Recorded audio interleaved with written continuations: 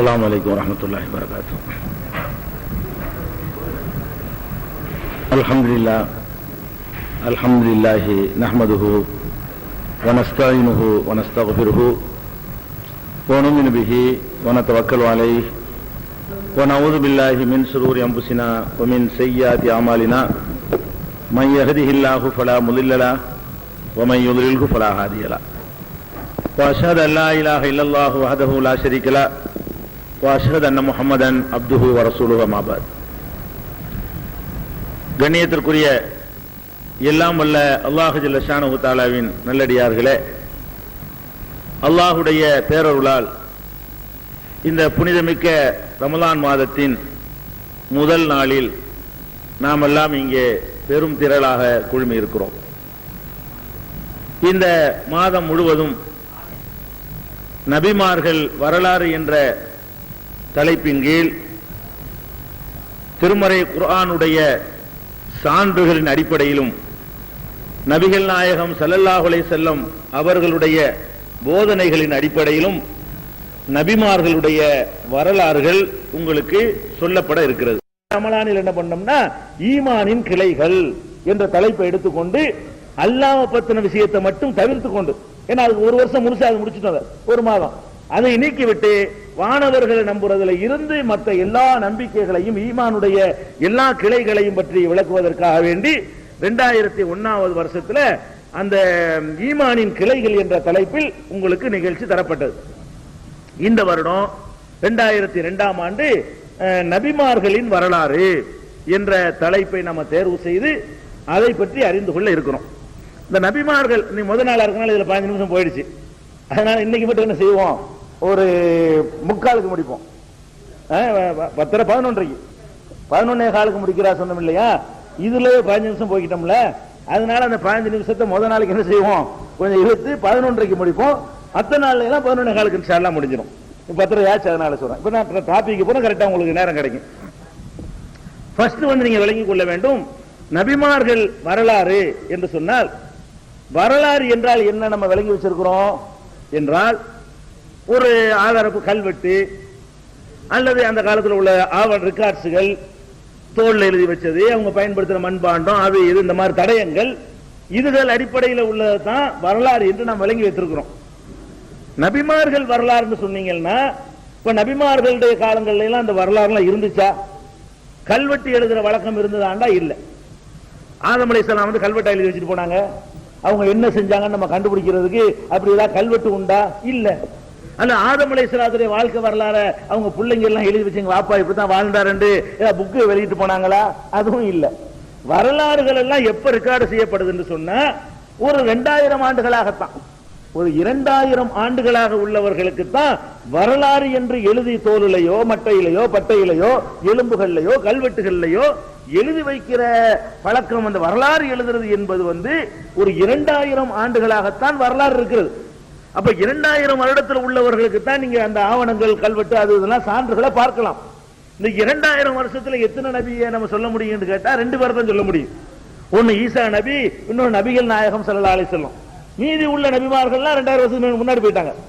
எந்த நபியை பத்தி நீங்க பேசுவதாக இருந்தாலும் எல்லா நபிமார்களுமே 2000 வருஷத்துக்கு முந்தி போயிட்டாங்க. அப்ப இப்படி வரலாறு சொல்ல முடியும்? எதை வச்சு சொல்றது? கல்வெட்டா இருக்க போது. அப்ப நபிகள் நாயகம் ஸல்லல்லாஹு அலைஹி வஸல்லம் அவர்களுக்கு முன்பு வாழ்ந்து மறைந்த நபிமார்களுடைய வரலாறை சொல்வது என்று சொன்னால் அவர்களுடைய வரலாற்றை நிரூபிக்கக்கூடிய தடயங்கள் எதுவும் நமக்கு கிடைக்காது. அவர்கள் விட்டு சென்ற பொருள்கள் எதுவும் நம்மிடத்தில் இல்லை. அவர்கள் பதிவு செய்து விட்டு போன கல்வெட்டுகளோ செப்பு பட்டயங்களோ எதுவுமே நமக்கு கிடைக்காது, கிடைக்கவில்லை. அப்ப என்னத்துக்கு நபிமார்கள் வரலாறுன்னு சொல்றோம்? எதை வச்சு நபிமார்கள் வரலாறு அறிந்து கொள்வதுன்னா ஒரு வழியில் மட்டும்தான் அறிந்து கொள்ள முடியும். வரலாற்றுக்கு முந்தைய விஷயங்களை நாம் அறிந்து கொள்வதாக இருந்தால் வஹீயின் அடிப்படையில் மாத்திரம்தான் அறிய முடியும். அதாவது 2000 வருஷம் வரலாறு கிடையாது. படைத்த இறைவன் நமக்கு சொன்னால் அதைத்தான் நம்ப முடியுமே தவிர வேற நம்ம இடத்துல வேற எதுவும் கிடையாது. 2000 வருஷத்துக்கு முந்தின யாரை பற்றி பேசுவதாக இருந்தாலும் அதுல என்ன கிடையாது, எந்த விதமான சான்றுகளை நமக்கு காட்ட முடியாது. அப்படி ஒருத்தர் வாழ்ந்தார் என்பதை கூட உங்களால் தடயங்கள் அடிப்பில் நிரூபிக்க முடியாது. 2000 வருஷத்துக்கு முந்தைய இருந்த சில நபிமார்கள் விட்டு சென்ற சில பொருள்களை வைத்து வந்தால் அப்படி ஒருத்தர் வாழ்ந்தார்னு சொல்ல முடியும். அந்தந்த நபிமார்கள் வரலாறு வரும்போது நம்ம சொல்லுவோம் அதை. மற்றபடி பெரும்பாலான நபிமார்களுக்கு வாழ்ந்தார்கள் என்று கூட உங்களால் நிரூபிக்க முடியாது. ஐயப்ப நபி வாழ்ந்தாரு, என்னத்தை வச்சு வாழ்ந்தாரு, எங்க இருக்கு வாழ்ந்தாருன்னா என்ன இருக்கு, அவர் என்ன வச்சுக்கிறீங்க அவர் வாழ்ந்தார், ஒண்ணும் இல்ல. அப்ப நபிமார்கள் வரலாறு என்று சொன்ன நீங்க என்ன வழங்கணும்னு கேட்டா, நபிமார்களை பற்றி நமக்கு தெரியாது, வரலாற்று ஆவணங்களும் இல்லை. நபிமார்களை வரலாறு என்று நான் ஒன்றை சொல்வதாக இருந்தால் அதை அல்லாஹ் சொன்னால் மாத்திரம் நான் நம்பணும். இல்லை என்று சொன்ன அல்லாஹ்வுடைய ரசூல் சொன்னால் மாத்திரம் தான் நம்பணும். வேற யாராவது என்னத்தையாவது நபிமார்கள் வரலாறுன்னு சொன்னாங்கன்னு சொன்னா கண்டிப்பா அது கற்பனையா தான் இருக்கும். இப்ப நானே ஆதம் அலைஹிஸ்ஸலாம் வரலாறுன்னு என்ன தேவை விட்டு அடிச்சுட்டு போகலாம், நீங்க ஏன் கேட்க போறது இல்ல அப்படின்னு வரலாறு ஆயிருமா? வரலாறு ஆகாது. அப்ப நம்ம என்ன பண்றோம்னு கேட்டா, நபிமார்கள் வரலாறு என்று சொன்ன உடனே நான் சொன்னாலும் சரி வேற யாரு சொன்னாலும் சரி நீங்க என்ன கேட்கணும், எந்த குர்ஆன் வசனத்திலிருந்து இதை நீங்கள் எடுத்தீர்கள் கேட்கணும். நபிமார்கள் வரலாறு என்று யாராவது உங்கள்ட்ட வந்து சொன்னாங்கன்னு சொன்னா, ஏதாவது ஒரு சம்பவத்தை சொன்னாங்கன்னா இந்த சம்பவம் குர்ஆனில் எந்த வசனத்தில் எந்த அத்தியாயத்தில் கூறப்பட்டிருக்கிறது அப்பதான் நீங்க நம்பணும். இல்லன்னா நபிகள் நாயகம் ஸல்லல்லாஹு அலைஹி வஸல்லம் அவர்கள் இந்த சம்பவத்தை சொன்னதாக எந்த நூலில் பதிவு செய்யப்பட்டிருக்கிறது கேட்கணும். நீங்க ரெண்டுமே இல்ல அப்ப போய் அதாவது வரலாறுன்னு ஒண்ணு நம்மள்ட்ட சொல்றாரு ஒருத்தர், அது குர்ஆன்லயும் இல்ல, நபிகள் நாயகம் ஸல்லல்லாஹு அலைஹி வஸல்லம் சொல்லல, அப்ப என்ன அதுக்கு அர்த்தம்? பொய். வேற எப்படி உனக்கு தெரியும்? எதை வச்சு இப்படி நடந்துச்சுன்னு கண்டுபிடிச்சிங்க என்ற கேள்வி வந்துடும். இந்த நபிமார்கள் வரலாறு என்று சொல்ல வேண்டிய தலைப்பை தேர்ந்தெடுத்ததுக்கு கூட முக்கியமான காரணம் என்னன்னு கேட்டா, இந்த நபிமார்கள் வரலாறு என்ற தலைப்பில் தான் ஒரு தலைப்பில் நிறைய புத்தகம் வந்திருக்குங்கிறதுல அப்படி ஆய்வு பண்ணி பாத்தீங்கன்னா இதுல தான் நிறைய புக் வந்திருக்கு. இது நல்ல பெரிய புக்கா போகும், நல்ல விலைக்கு போகும். சின்ன சின்னதா எதுனா ஒரு பெருசா இருக்கு, என்ன ரேட்டுக்கு போக போகுது? இப்படி நல்ல வால்யூமா எழுதுறாதான் நல்ல காசுக்கு போகும்.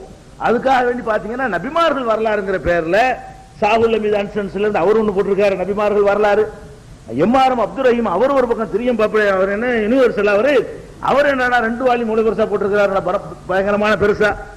அதுக்கப்புறம் திருச்சியில இருந்து குலாம் ரசூல்னு ஒரு ஆளு, அவரு ஒரு நபிமார்கள் வரலாறு போட்டிருக்கிறாரு. அதுக்கப்புறம் அப்துல் கஃபார்னு சொல்லி ஒரு ஆளு, அவர் ஒரு நபிமார்கள் வரலாறு நல்லா பெருசா போட்டிருக்கிறாரு. இதுகளை எல்லாம் நான் படிச்சு பார்த்தேன். இதுக்காக வேண்டி இதை நம்ம நபிமார்கள் வரலாறு தலைப்பை தேர்ந்ததுக்காக வேண்டி காசு கொடுத்து வாங்கி, முஸ்லீம் மீடியா ட்ரஸ்ட்ல இருந்து காசு கொடுத்து வாங்கி இந்த நபிமார்கள் வரலாறு, இந்த நபிமார்கள் வரலாறு, இந்த நபிமார்கள் வரலாறு, கசசுல் அம்பியான்னு சொல்லி சாகுல் அம்பியா வரலாறு தமிழ்ல உள்ளதுதான். இப்படியான நூல்களை எல்லாம் வாங்கி A to Z முழுசா படிச்சுட்டேன். அதுக்குதான் நேரம் ரொம்ப ஒதுக்கினேன். படிச்சு பார்த்தோம்னு சொன்னா கண்டிப்பா நபிமார்கள் வரலாறு சொல்லப்பட வேண்டிய வரலாறு. ஏன்னா அவ்வளவு 99 கழிக்க வேண்டியிருக்கு. இந்த நபிமார்கள் வரலாறு எழுதி வச்சிருக்கிறாங்களே, இதுல ஒரு 25 தேடி ஒரு 75 கழிக்கிற மாதிரி இருந்தா மனசாரி போயிடும். 99 கழிச்சுட்டு 1% தான் இதுல உண்மை இருக்கு. அந்த 1% என்ன தெரியுமா? பேர் மட்டும்தான். ஆதமு மூசா அது மட்டும் நெசம் என்ற அளவுக்குங்க. புழுகிறதுக்கு ஒரு அளவு இல்ல. குர்ஆனுக்கு எதிராக ஹதீஸ் எதிராக வேற, அது ஆதாரம் இல்லாமல் புழுகுவதை ஓரளவுக்கு மன்னிக்கலாம். இவங்க எப்படி புழுகி இருக்கிறாங்கன்னு கேட்டா, குர்ஆன் ஒண்ணு சொல்லுது அதுக்கு மாற்றமா புழுகிறாங்க, எதிரா குர்ஆனுக்கு எதிராக புழுகி இருக்கிறார்கள். நபிகள் நாயகத்தினுடைய அறிவுரைகளுக்கு போதனைகளுக்கு எதிராக புழுகி இருக்கிற காட்சியை பார்க்கிறோம். இப்போ உதாரணத்துக்காக நான் சொல்றேன், நபிமார்கள் வரலாறுன்னு சொன்னோம் எப்படி ஆரம்பிப்பான்னு கேட்டா, நபிமார்கள் இருந்து ஆரம்பிக்க மாட்டாங்க, பக்கம் பெருசா வரணும்ல, நம்மளும் அப்படித்தான் ஆரம்பிக்க போறோம். நபிமார்களை திடீர்னு ஆரம்பிக்காம அல்லாஹ்வுல இருந்தே வந்துட போறோம். ஸ்டார்டிங்ல என்ன இருந்துச்சு அதுல இருந்து வந்தா கரெக்டா இருக்கும். அப்ப அல்லாஹ் மட்டும் இருந்தான், அப்புறம் எப்படி எப்படி என்னென்ன எப்படி எப்படி படைக்கப்பட்டது, என்ன நமக்கு சான்றுகள் கிடைக்குது என்பதை எல்லாம் சொன்னாதான் நபிமார்கள் வரலாறு கரெக்டா இருக்கும். திடீர்னு ஆதம் வர முடியாது. ஆதமுக்கு முன்னாடி உள்ள பல விஷயங்களை நம்ம சொல்லி ஆகணும். அப்ப அந்த மாதிரி பார்க்கும் பொழுது நீங்கள் ஒருவருடைய நபிமார்கள் வரலாறு எழுதி வச்சிருக்காரு. என்னன்னு கேட்டா, அல்லாஹ் முதலாவது ஒரு ஒளியை படைச்சான். நூரே முகம்மது என்ற ஒளியை படைச்சானா. ஃபர்ஸ்ட் அல்லாஹ் எதை படைச்சானா? நூரே முகம்மது என்ற ஒரு ஒளியை படைத்தான். அந்த ஒளியில இருந்துதான் மீதி உள்ள அண்ட சராசரங்களை எல்லாம் படைச்சான். ஃபர்ஸ்ட் என்னத்தை அல்லாஹ் படைச்சிருக்கானா? நூரே முகம்மது. ரசூலுல்லாஹ்வுடைய நூறுன்னு ஒன்று இருந்தான். ரசூல் ஸல்லல்லாஹு அலைஹி வஸல்லத்தை புகழ்றோங்கிற பேர்ல ரசூலுல்லாஹ்வுடைய ஒளியை தான் அல்லாஹ் மட்டும் இருந்தான்ல, இருந்த அல்லாஹ் முதல்ல எதை படைச்சான்னு சொன்னா நூறுங்கிற ஒரு ஒளியை படைச்சான். அந்த ஒளியை படைச்ச பிறகுதான் அல்லாஹ் என்ன செய்யறான், அதுல இருந்துதான் சூரியன் சந்திரன் பூமி மற்ற எல்லாத்தையும் படைத்தான் என்று சொல்லி வச்ச மாதிரி எல்லா புத்தகங்கள்லையும் இந்த நபிமார்கள் வரலாறு எழுதியிருக்காங்க இல்லையா, எல்லா நூல்கள்லையும் அதை எழுதி வச்சிருக்கிற காட்சியை பார்க்கிறோம். அதுக்கடுத்து என்ன பண்ணிருக்காங்கன்னா, அந்த ரெண்டாவதா அல்லாஹ் வந்து படைச்சது ஆத்மாவை படைத்தானா. இவங்களா கண்டுபிடிச்சு பாருங்க, அல்லாஹ் எதை படைச்சான்னு சொல்றதா இருந்தா அதுக்கு உரிய குர்ஆன் வசனம் எது? குர்ஆன்ல எந்த இடத்துலயாவது நான் ஃபர்ஸ்ட் படைத்தது நூரை முகமதின்னு இருக்குதா? இல்ல. அல்லது நபிகள் நாயகம் ஸல்லல்லாஹு அலைஹி வஸல்லம் அவர்கள் என்னுடைய ஒளியைத்தான் அல்லாஹ் முதலில் படைத்தான் என்று சொன்னார்களா? அப்படின்னு சொல்லல. அல்லாஹ்வும் சொல்லல, அல்லாஹ்வுடைய ரசூலும் சொல்லாமல் என்ன செய்கிறார்கள்னா, முதல்ல அல்லாஹ் வந்து நூரை முகமதை படைச்சான். இதெல்லாம் வந்து இந்த ஒரு நபிமார்கள், இந்த நபிமார்கள் வரலாறுங்கிற புத்தக சரிதை, நபிமார்களின் சரிதைங்கிற புத்தகத்துல எழுதப்பட்ட செய்தி நான் சொல்லிட்டு வர்றதுலாம். இரண்டாவது அல்லாஹ் வந்து ஆத்மாவை படைச்சானா.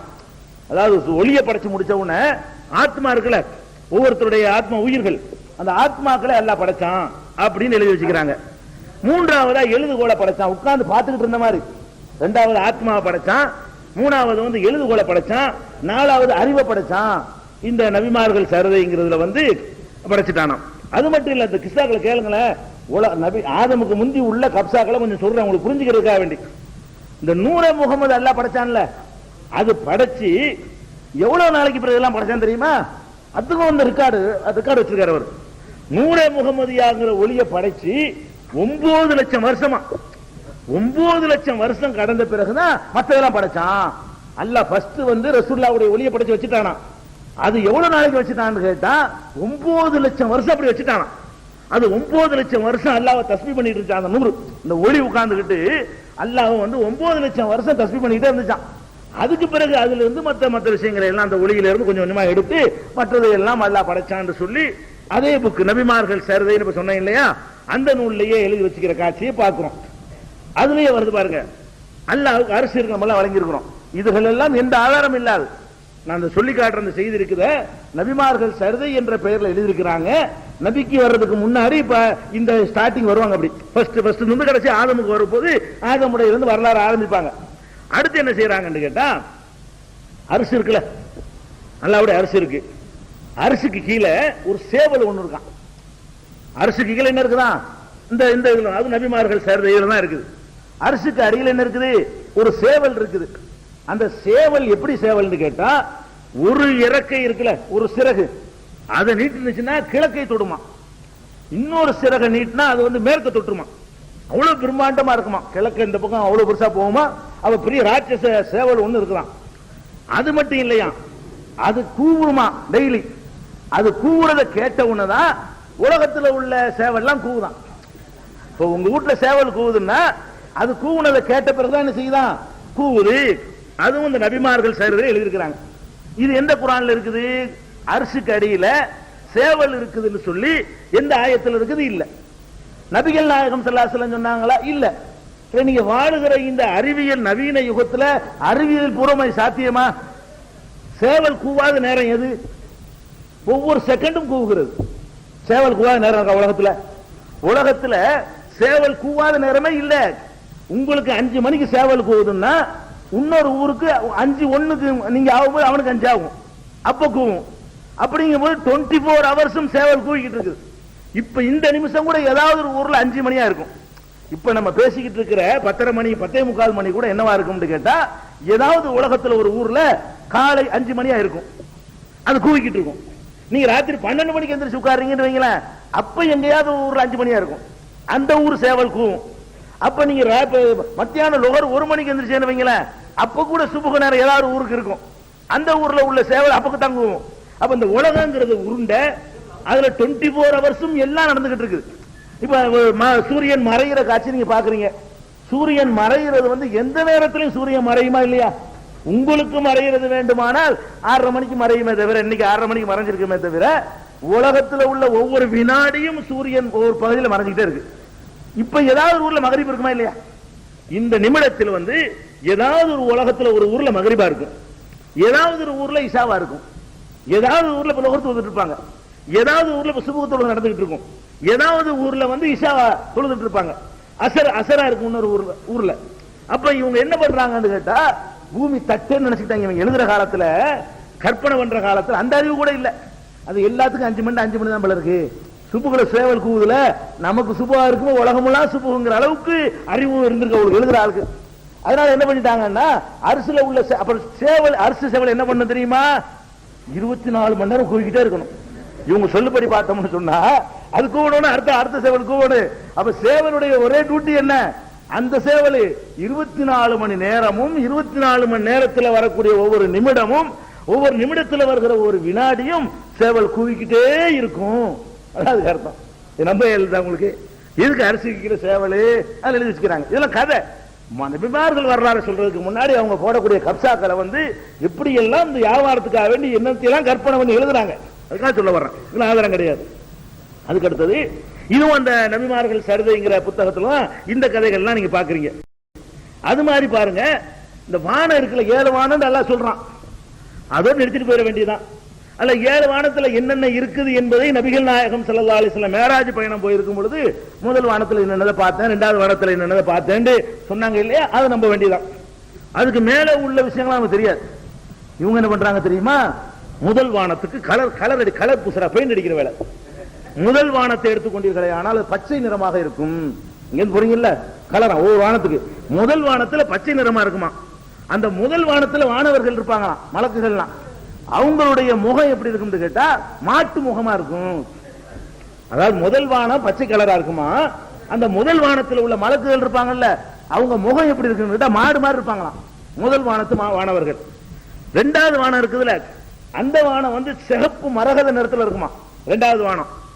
அதனுடைய அங்க மலக்குகள் இருப்பாங்கல்ல அவங்க எப்படி இருப்பாங்கன்னு கேட்டா புறா மாதிரி இருப்பாங்களாம், புறா மூஞ்சியாம், முகம் மட்டும் புறா மாதிரி இருக்குமா. அப்ப புறா முகம் கொண்டவர்களாக என்ன செய்வாங்க அவங்க இருப்பாங்க 2வது வானத்துல. இவ்வளவு என்ன விளையாண்டுருக்காங்க இதுல மார்க்கத்துல, எங்கப்பா இதெல்லாம் இருக்குது? இதெல்லாம் வானவர்களுக்கு இந்த மாதிரியான தோற்றம் கொடுக்குறீங்க யாரு? சரி, 3வது வானம் இருக்குல்ல, அங்க போனீங்க என்று சொன்னா நீல மரகத கலர்ல இருக்குமா, நீல கலர்ல இருக்குமா 3வது வானம் கலர். அங்க மலக்குகள் இருப்பாங்க, அவங்க எப்படி இருப்பாங்க தெரியுமா, கழுதை முகமுடையவர்களா இருப்பார்கள். 3வது வானத்துல மலக்கெல்லாம் எப்படி இருப்பாங்களா, கழுதையா நிப்பாங்களா எல்லாரும். கழுதை அப்படின்னா ரசூலுல்லாஹ் பார்க்கவே இல்லை மேராஜ்ல, இவங்க பார்த்திருக்கிறாங்க. கழுதை முகத்தில் நினைச்சிருக்கிறாங்க, வானவர்களை பார்த்திருக்கிறார்கள். 4வது வானத்தை எடுத்துக்கிட்டீங்கன்னு சொன்னா வெள்ளி கலர் இருக்குல்ல, வெள்ளியுடைய கலர்ல வந்து நிறத்துல அந்த வானம் இருக்குமா. அங்க என்ன இருப்பாங்களான்னு கேட்டா குதிரை முகம், அது கழுத முகம் இங்க 3வது வானத்துல. 4வது வானத்துக்கு போனீங்கன்னா குதிரை முகம், குதிரை மூஞ்சியா இருக்குமா மலக்குகளுக்குமா இருப்பாங்களா. சரி, 5வது வானத்துக்கு போனீங்கன்னா தங்க கலரா இருக்குமா 5வது வானம். அங்க உள்ள மலக்குகள் அப்படி இருப்பாங்களான்னு கேட்டா பெண்கள் கண்ணழகிகள் கட்டழகிகள் மாதிரி பெண்கள் மாதிரி இருப்பாங்க. அந்த மாதிரி தோற்றத்தில் என்ன செய்வாங்களாம், கவர்ச்சிகரமான தோற்றத்தில் வானவர்கள் இருப்பாங்களாம் 5வது வானம். 6வது வானத்துக்கு போனீங்க என்று சொன்னா வெண்முத்து, முத்துடைய கலர்ல இருப்பாங்களாம். யாருக்கூட அது வெள்ளி மாதிரி தான் இருக்கு, சும்மா எழுதுனுக்கா எழுதி வச்சுக்கிறாங்கன்னு முதல் வெள்ளி சொல்லியாச்சு. அப்புறம் வெண்முத்து நேரத்தில் என்ன இருக்குமா 6வது வானம் இருக்குமா. அங்க உள்ள வானவர்கள் எப்படி இருப்பாங்களா, குழந்தை முகமா இருப்பாங்களாம். அதாவது வாயில வந்து விட்டு அடிச்சிருக்காங்க வழங்குது, அதாவது என்ன தோணுதோ எழுத வேண்டியது, அவங்க அப்படி இருப்பாங்களாம்.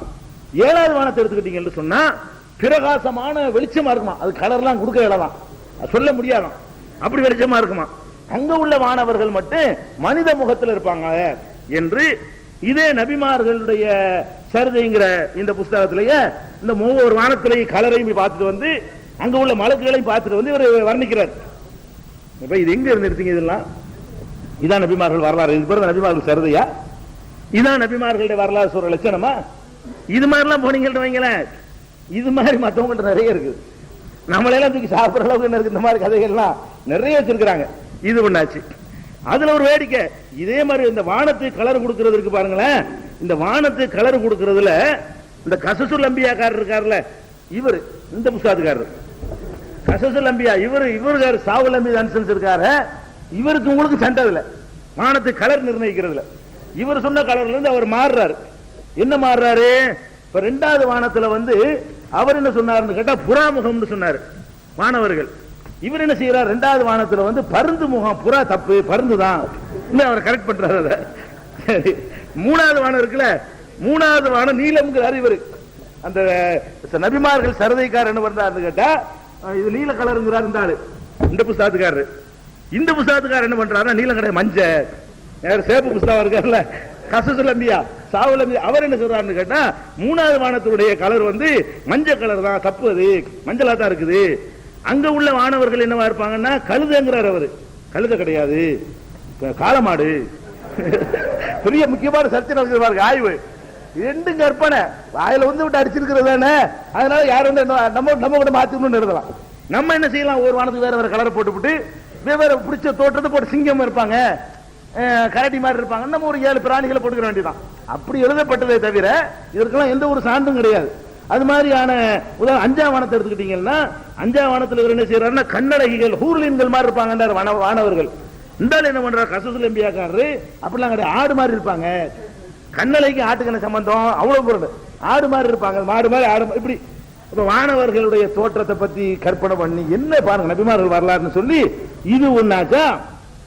சரி, அதுக்கப்புறம் இது ஒரு கப்சா. இதெல்லாம் பொய்ங்கிற முதல்ல சில பொய்களை தெரிஞ்சுக்கிட்டாதான் உண்மைகளை வந்து எதுக்காக இந்த தலைப்பை எடுத்தோம், நம்ம எப்படி நம்ம இதெல்லாம் எதுக்கு நான் கேட்கிறேன்னு கேட்டா, இதுக்கு என்ன ஆதாரம், யாரு இது ஒண்ணு சொன்னா, இது வகி வச்சா உனக்கு எப்படி இதை கண்டுபிடிச்சீங்க நீங்க? அல்லாஹ் சொன்ன ரசூல் சொல்லணும், எதுவும் காட்டுறது கிடையாது. ஏதாவது ஒரு பேரை போட்டுருவாங்க, என்ன போட்டுருவாங்கன்னா வகுப்பு சொன்னாரு ககுபு சொன்னாருன்னு பேரை போட்டிருப்பாங்க. அவர் யாரு நமக்கு தெரியாது. வகுப்பு சொன்னாரு ககுபு சொன்னாரு அப்படின்னு 4 பேரை போட்டு இந்த எழுதி விட்டுருக்கு. இதுதான் அந்த புஸ்தகத்தில் இருக்கே தவிர எந்த ஒரு சான்றும் எந்த ஒரு நூல் பேரும் கிடையாது. புகாரில இருக்குது, முஸ்லீம்ல இருக்குது, திருமதியில அதெல்லாம் கிடையாது. சும்மா அவர் சொன்னார், இவர் சொன்னார், இப்ராஹிம் சொன்னார், முஸ்தபா சொன்னார், ஒரு பேர் பேரா இப்ராஹிம் சொன்னார், முஸ்தபா சொன்னார், அரபுல சில பேர்களை போட்டு எழுதி வச்சுக்கிறாங்க. சரி, அதுக்கப்புறம் இந்த அல்லாஹ் வந்து நூற முகமது படைச்சான்ல ஒளிய, அது எப்படி படைச்சான ஒளின்னு சொல்லி விட்டா பரவாயில்ல, மறுபடியும் ரிப்பீட் ஆகுறாரு. அந்த ஒளி எப்படி படைச்சான்னு சொன்னா அதை சேவல் வடிவத்தில் படைச்சான். இந்த ஆளு இதை கோழிக்கறி சாப்பிடுறது விருப்பமான நினைக்கிறேன். அரிசிக்கு கிளை சேவல், நூற முகமது சேவல், ஒரே சேவல் யாபத்தில் இருக்கிறார். அப்ப என்ன யாபத்தில் எழுதினாலும் தெரியல. அதுல என்ன வருது, நூறே முகமது இருக்கு பாருங்களேன், அது சேவலுடைய தோற்றத்தில் இருந்தது. அந்த ஒவ்வொரு சேவலுடைய இறகு இருக்குல்ல, சிறகுல உள்ள ஒவ்வொரு இறகில் இருந்தும் ஒவ்வொரு துளி விழுவுமா, தண்ணி ஒரு துளும்புணவுன, அந்த துளியில் இருந்துதான் நபிமார்கள் படைக்கப்பட்டார்கள். ரசூலுல்லா வந்து அல்லாஹ் சேவலாக்கி, அந்த அல்லாஹ் வந்து ரசூலுல்லா உள்பட ஆதம் உள்பட எல்லாரையும் மண்ணுல படைச்சான். டோட்டலா என்ன பண்ணிட்டான், அல்லாஹ் பண்ணிட்டான், மண்ணுட்டான் எல்லாரையும். இவங்க என்ன பண்றாங்கன்னா ரசூலுல்லாவை நூற முகமதுல படைச்சு அந்த நூற முகமதை சேவலாக்கி, அந்த சேவலுடைய இறக்கையில இருந்து ஒவ்வொரு இறக்கையிலும் நிறைய சிறகு இருக்கும்ல, ஒவ்வொரு சிறகில் இருந்தும் துளி சிந்துமா. அந்த ஒவ்வொரு துளியா எடுத்து ஒரு துளி ஆதமும், ஒரு துளி மூசா, ஒரு துளி ஈசான்னு என்ன அல்லாஹ் ஒவ்வொரு துளியில இருந்து ஒவ்வொருத்தரையும் படைச்சான் அப்படி என்று சொல்லிட்டு இவர் வந்து எழுதி வச்சிருக்கிறார். யாரு, நபிமார்கள் சரிதைங்கிற புக்ல எழுதி வச்சிருக்கிறார். அதுக்கப்புறம் இன்னும் கேளுங்க, இதெல்லாம் படைச்சாச்சா, முதல்ல எப்படி படைச்சதுங்கிற பாசிட்டிவா சொல்ற விஷயம் நான் கடைசியா சொல்றேன். இப்படி எல்லாம் கதைகள் கட்டி இருக்கிறாங்க முதல் கவனத்தில் வச்சுக்கிறேன். எது முதலில் படைக்கப்பட்டது என்பதை நம்ம சான்றுகளோட சொல்லுவோம். அப்ப இதெல்லாம் பொய்ங்கிற உங்களுக்கு வழங்கி போயிடும். முதல்ல எல்லாம் என்னத்தை படைச்சான், ரெண்டாவது என்னத்தை படைச்சான், ஆதாரத்தோட. எதை பத்தி அறிவிப்பு இல்லை விட்டுறணும், அதை பத்தி தேவையில்லை. முதல் படி தெரிய எப்ப தெரியாது நமக்கு என்னன்னா, சூரியனை எத்தனாம் தேதி படைச்சு நமக்கு தெரியாது. என்ன அதனால சூரியனை எல்லாம் படைச்சாங்கிறது ஒண்ணு, அதில் விட்டு போயிட வேண்டியதான். சொன்னா சொல்ல வேண்டியது, அல்லாஹ் ஒரு சொல்ல விட்டுற வேண்டியது, இதுதான் நம்முடைய வேலையா இருக்கணும். அடுத்து என்ன செய்யறாங்கன்னு கேட்டா, மனிதனை படைக்க அல்லாஹ் நாடின உடனே என்ன பண்ணான்னு கேட்டா, மண்ணால படைக்க போறான். மண்ணை எடுத்துட்டு ஒரு சொல்லி மலக்கு உத்தரவு போட்டானா. யாருக்கு உத்தரவு போடுறான், ஜிப்ரீல கூப்பிட்டானா. ஓய் ஜிப்ரீல போ, மண் எடுத்துட்டு வா, பூமியில போய் நெஞ்சிட்டு வா, கொஞ்சம் மண் எடுத்துட்டு வான்னு சொன்னானா. அவர் போனாராம்.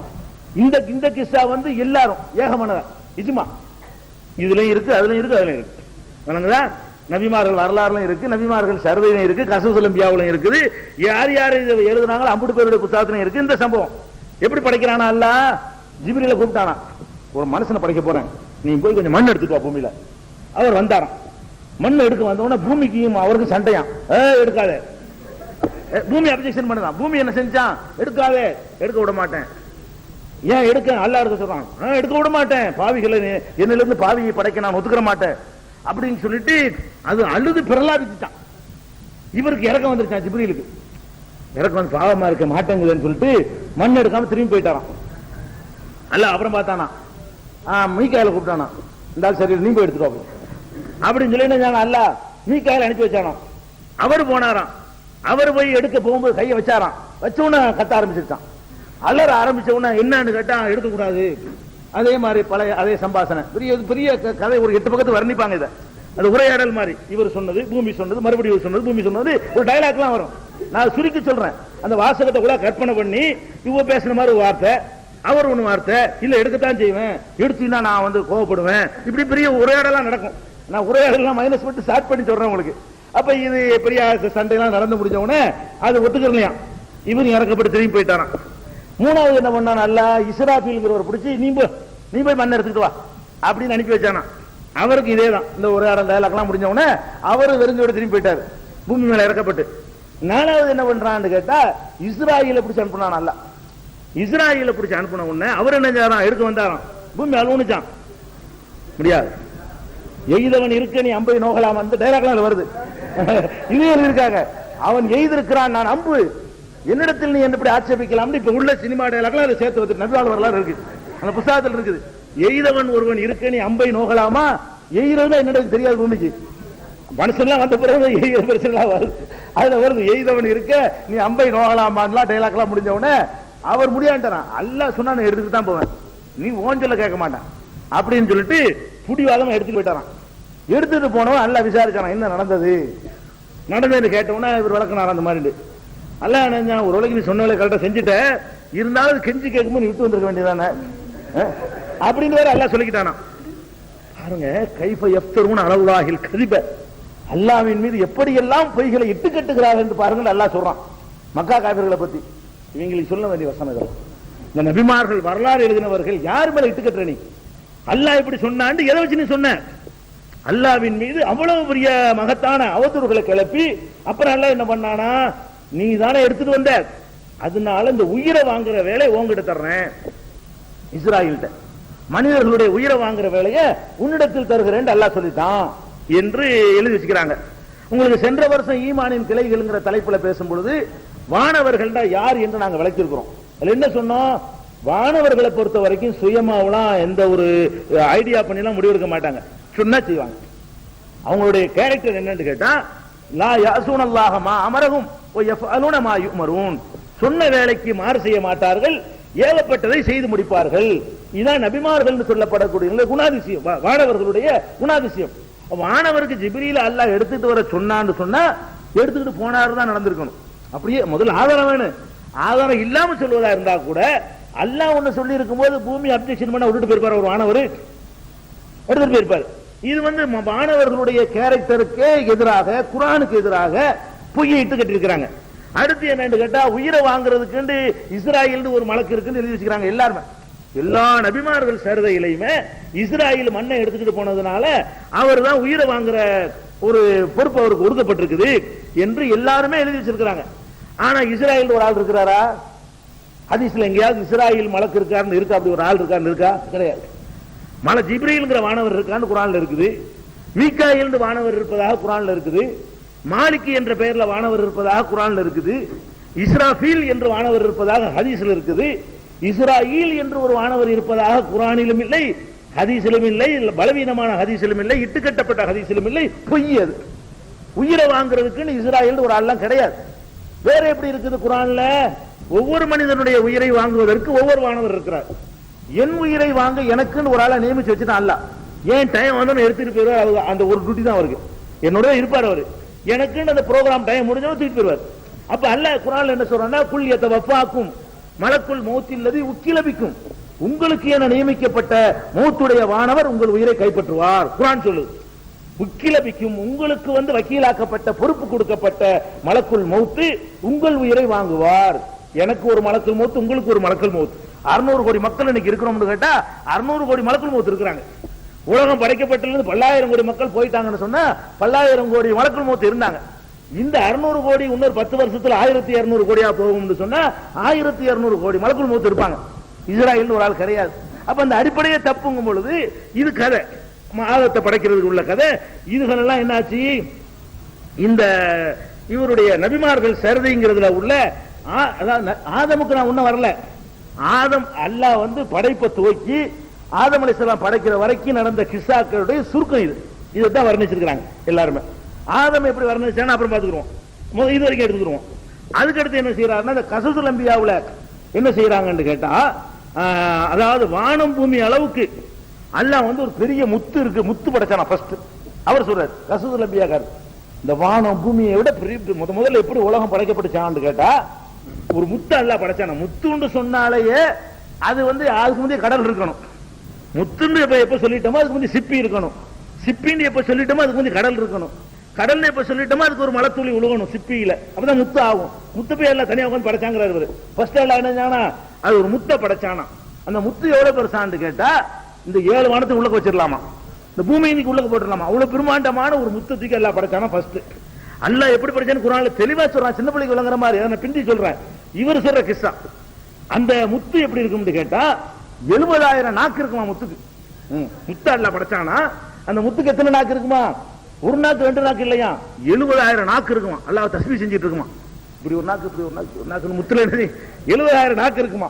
அந்த 70,000 நாக்கு என்ன செய்யும் கேட்டா 70,000 பாஷையில அது வந்து தஸ்பீஹ் செய்யுமா.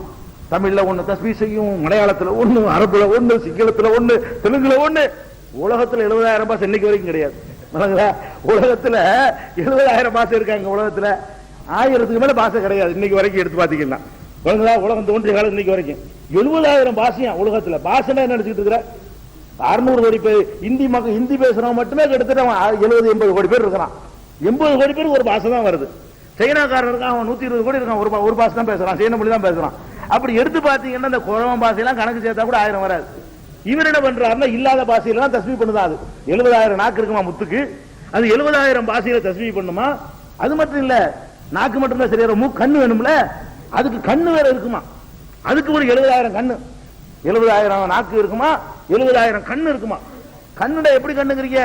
ஒரு கண்ணுக்குள்ள தூக்கி இந்த பூமி வானத்தை எல்லாம் போட்ட முடியும் சொன்னா, ஒரு கடல்ல தூக்கி ஒரு சின்ன ஒரு பொருள் ஒரு பந்தத்துக்கு போட்டா எவ்வளவு பெருசா இருக்குமோ அவ்வளவு பெருசா கண்ணு மட்டுமே. கண்ணு மட்டுமே அவ்வளவு பெருசா இருக்குமா. அப்புறம் என்ன அல்லாஹ் கூப்பிட்டானா, ஏய் முத்தே ஆண்டு கூப்பிட்டானா. கூப்பிட்டோன்னு அது அப்படியே உருகி போய் தண்ணீர் ஆயிடுச்சான். ஃபர்ஸ்ட் தண்ணி படைச்சான் அல்லாஹ். இவர் கஸ்ஸுல் அன்பியாக்காரர்.